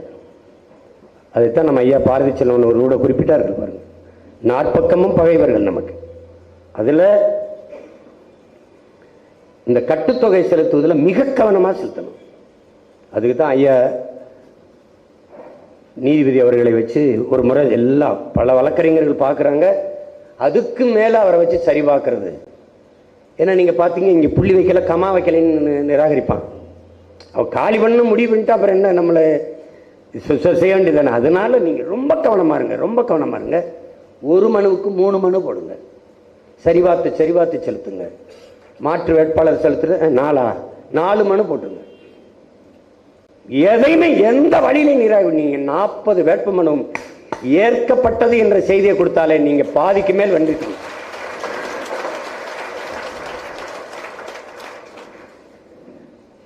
நம்ம சின்ன எண்ணம்ங்கிறது என்னங்கிறத நீங்கள், நாம் தமிழர் பிள்ளைகள் களத்தில் நிற்க போற நீங்கள் எதிர்பார்ப்பதை விட நமக்கு வாக்கு செலுத்த இருக்கிற மக்கள் எதிர்பார்ப்பது என்னதான் அவன் சின்னம். இப்ப தெரியுதா நீங்க எவ்வளவு பெரிய ஆளுன்னு? உங்களோட அவன் சண்டை போட முடியல, ஒரு ஆளை சமாளிக்க முடியல. 4 துணியில 4 பெட்டியில் 4 துணியை வச்சுட்டு போனேன். என்னை கைது பண்ணி நீ திருப்பி அனுப்புனான். பயம். பாஸ்போர்ட்டை பரிசு வச்சுக்கிட்டு தரமாட்டேங்கிறான். உலக நாடுகளில் போய் தமிழ் மக்கள்கிட்ட பேசிட்டா தமிழ் மக்கள் எழுச்சி வருவார்கள், அவன் பின்னாடி திரண்டு வருவார்கள். அச்சம். இதுக்கெல்லாம் நான் காரணம் இல்லை, இவர்தான், அவர்தான்.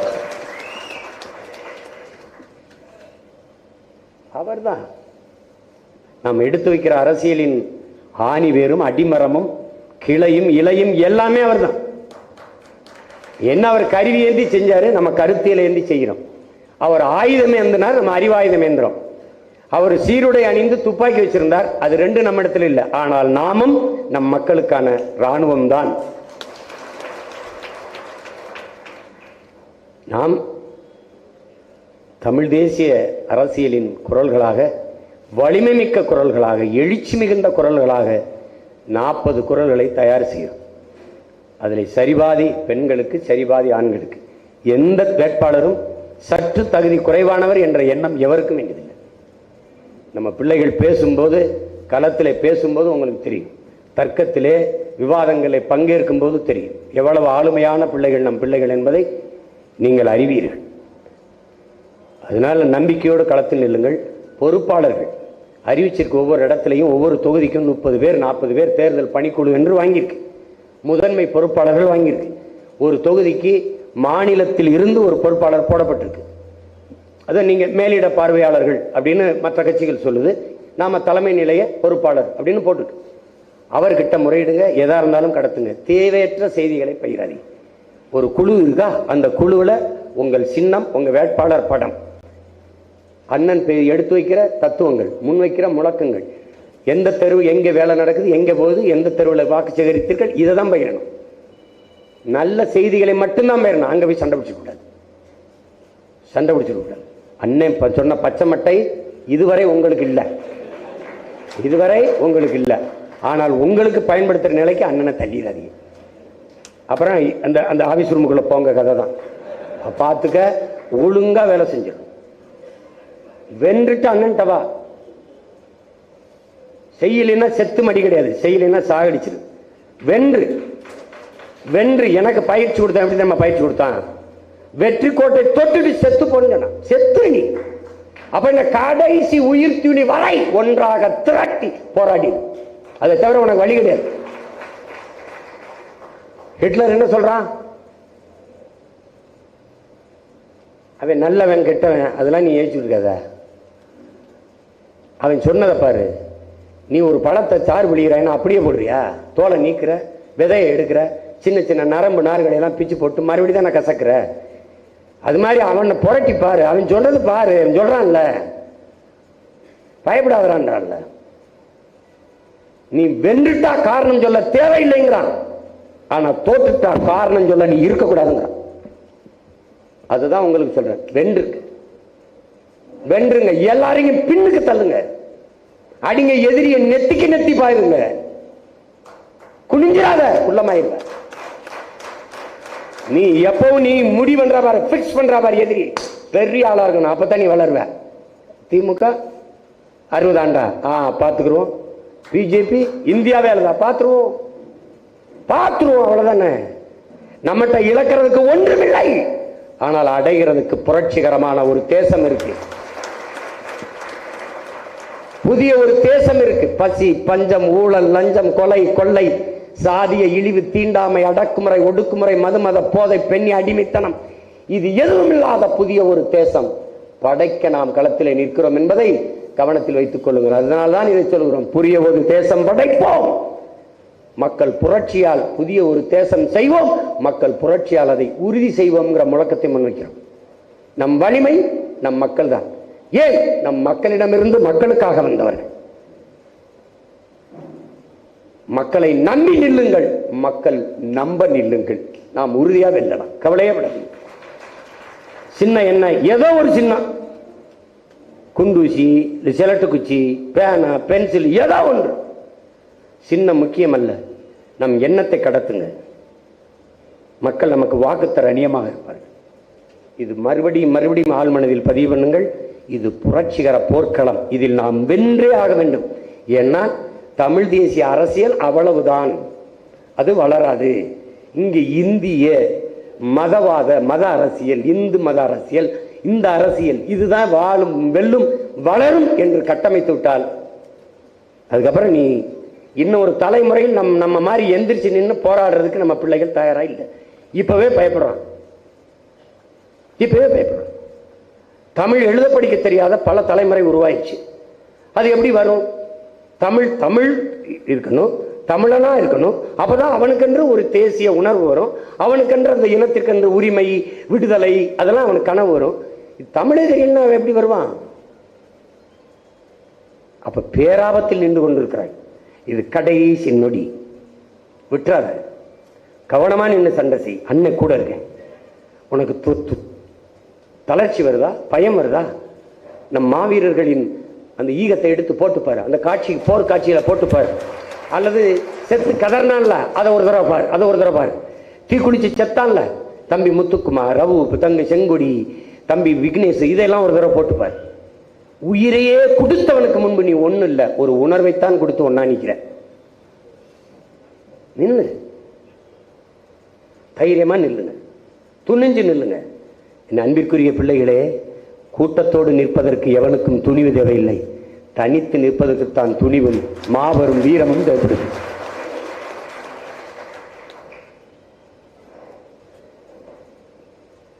துணிந்து நில்லுங்க. அண்ணன் உங்க கூட இருக்க.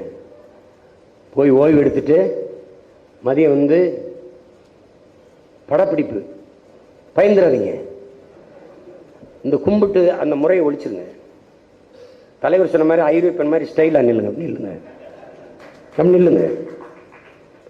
நான் சொல்றத பேசுங்க. பேசுங்க. நீங்க ஒவ்வொரு அப்படி எடுப்போம். ஒன்றும் இல்லை, பெரிய நடிக்க வைக்க போறாரு அண்ணன்னு. சரிங்க, சும்மா செய்யுங்க, அவ்வளோதான். எடுப்போம். நமக்கு தொலைக்காட்சியில் போட காசு இருந்தா போடுவோம், இல்லைன்னா நமக்கு இருக்கவே இருக்கு தகவல் தொழில்நுட்ப பிரிவு, நம்ம வலைவழியில் கடத்துவோம்.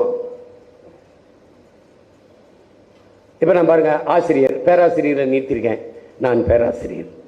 அவங்க சொல்றாங்க அரசியல் அதை கற்பிக்காத கல்வி கல்வியே இல்லை, அரசியலை தாண்டி ஆகச்சிறந்த கல்வி ஒன்றும் இல்லை, கற்போம் கற்பிப்போம், இது மாற்றத்திற்கான எளிய மக்களின் புரட்சி. பேச முடியாதா? 16 மருத்துவர்கள் போட்டியிடுகிறார்கள். அப்படி டெத்தாஸ்கோப் கோட்டோடு வந்து நான் மருத்துவர் மனோஜ் அல்லது மருத்துவர் கௌசிக் பாண்டியன் மருத்துவர், இப்படி ஒரு பேரை சொல்ல வேண்டியதா? சொல்லிட்டு என்ன, இதுவரை நாங்கள் செய்தது தேக நலனுக்கான மருத்துவம், இப்போது செய்ய வந்திருப்பது தேச நலனுக்கான மருத்துவம். அடிப்படை அமைப்பு அரசியல் மாற்றம், இது மாற்றத்திற்கான எளிய மக்களின் புரட்சி. எங்களுக்கு வாக்களியுங்கள், வருங்கால தலைமுறைக்கு வாழ்வழியுங்கள். இன்னொரு டாக்டர், மருத்துவம் ஒரு மகத்தான சேவை, அது என் மக்களுக்கு தேவை. சரியான சமமான தரமான மருத்துவம் எல்லோருக்கும் கிடைக்க எங்களுக்கு வாக்களியுங்கள். இதைதான் இப்ப எடுக்க போறோம். எல்லாம் டைரக்டர் கேமரா எல்லாம் காத்திருக்கு. நீங்க போங்க, சாப்பிட்டு போய் இருங்க. நான் இந்த அண்ணன் ஒரு சந்திப்பிற்கு முடிச்சுட்டு வரேன். நாளைக்கு பூரா என்னோட தான் இருக்கணும். நான் சொல்றதா பேசி நடிங்க, அப்படி போடுவோம். இவங்க செய்யற அரசியலை மறந்துருங்க, அதை அழிச்சிருங்க. நம்ம ரூட்டே தனி, வார்டு போனீங்க. என்ன பேசுறதுன்னு உனக்கு குழப்பமா இருக்கா? என்ன பேசுறதுன்னு 2023 ஆரம்பிச்சு முத கன்னியாகுமரியில் அண்ணன் பேச ஆரம்பிப்பேன். நீ தூத்துக்குடியில் பேசாத, அதான் இங்க இதுல பேசு, கடலூர்ல பேசு. அவ்வளவுதான், பேசிக்கிட்டே இருக்க வேண்டியது. அண்ணன் உனக்கு என்ன கெட்டு போச்சு? நீ புதுசா மெட்டீரியல்லாம் தேடாத, அவங்க எடுத்து தருவாங்க. ஒரு சுவர்ல எழுதியிருக்கப்பா, உதயசூரியன் சின்னம் போட்டு இருந்தா ராத்திரி புறம் தங்கச்சியில் கடத்தி விட்டேன். என்ன எழுதிருக்கு தெரியுமில? 110 ரூபாய்க்கு குவார்டர் கிடைக்க ஏற்பாடு செய்த ஒரே கட்சி, ஒரே சின்னம் உதயசூரியன். சிரிக்கிறீங்க, இதெல்லாம் விட சீரியஸா நம்ப முடியுது. அண்ணே அண்ணே அண்ணே என்னண்ணே அண்ணே என்னண்ணே ஒன்றும் கண்டுக்காம இருக்க? ஏப்பா அண்ணே இங்கே பாருங்க, ஒரு பொட்டலம் கஞ்சா 1000 ரூபாய்க்கு விற்றுக்கிட்டு இருந்துச்சுண்ணே, இப்போ 9000 ரூபாய்ண்ணே. எங்கள் நிலைமை நினச்சி பாருங்க, நாங்களாம் எங்கேயே போவோம்ன்றாங்க. அதுக்கு என்னப்பா செய்யணும்? இதுக்கு ஒரு குரல் கொடுத்துக்கிட்டே. அண்ணே நீ பேசினா தானே பயந்துட்டு குறைப்பாங்க. டே கஞ்சாவுக்கு இல்லாமடா நான் பேசணும். அது எனக்கு வந்து தனியாக இருக்கும்போது பிச்சு இல்லை, எங்கே போய் முட்டிட்டு ஆகுறது நம்ம இவங்களை வச்சுக்கிட்டு? சொல்லு. அதில் சின்ன பசங்கள்லாம் வந்து பாலிடிக்ஸ் ஓகே தான், அவருக்கு நிறைய ஃபேன் ஃபாலோவர்ஸ்லாம் இருக்காங்க, பாலிடிக்ஸ்லாம் ஓகே தான், ஆனால் நான் நடிக்கிறது இல்லைன்னு நிப்பாட்டுறேன்னா ரொம்ப கஷ்டமாக இருக்குது அப்படின்னு. டேய் நான் பார்த்து இவனுக்கெல்லாம் தான் நம்ம போராடிட்டு இருக்க மாட்டா, எப்படி இருக்கும் பாருங்க, கொடுமை தான். வாங்க ஆசிரியர்கள் எல்லாம், எல்லாம் பொறியாளர்கள் எல்லாம் வாங்க. பொறியாளர்கள் கட்டடம் கட்டுவது போல, அழகான மாளிகை கட்டுவது போல நல்ல சமூகத்தை கட்டமைப்பதும் பொறியாளர் பணிதான். போடு, அதெல்லாம் வாங்க, எல்லாம் சொல்ல சொல்ல நடிச்சுட்டு போங்க. தொலை தூரத்தில் இருக்கிறவங்களுக்கு இன்னைக்கு எடுத்துருவோம், பக்கத்தில் இருக்கிற பிள்ளைகளுக்குன்னு நாளைக்கு எடுத்துருவோம். முழு நாள் எடுத்து வச்சு போட்டு பரப்பி விடுறோம். என்னடா இவங்க வேற மாதிரி ஏதோ செய்யறாங்க. கும்பிட்டு போட்டு ஒட்டாத, கும்பிட்டு போடாத, ஸ்டைலா நில்லு, அப்படி நில்லு. உனக்கு வேலை செய்ய நான் வந்து கும்பிட்டு இருக்கணுமா? என்னது உண்டியில் செஞ்சு வச்சுக்க, தலைவர் படம் மட்டும் போட்டுறாத. அப்பா படம், நம்ம பாட்டன் வள்ளுவர் படம், அவன் பொருள், அது சொல்றாங்க, பொருள் இல்லாருக்கு இல்லை உலகம்ன்றான்.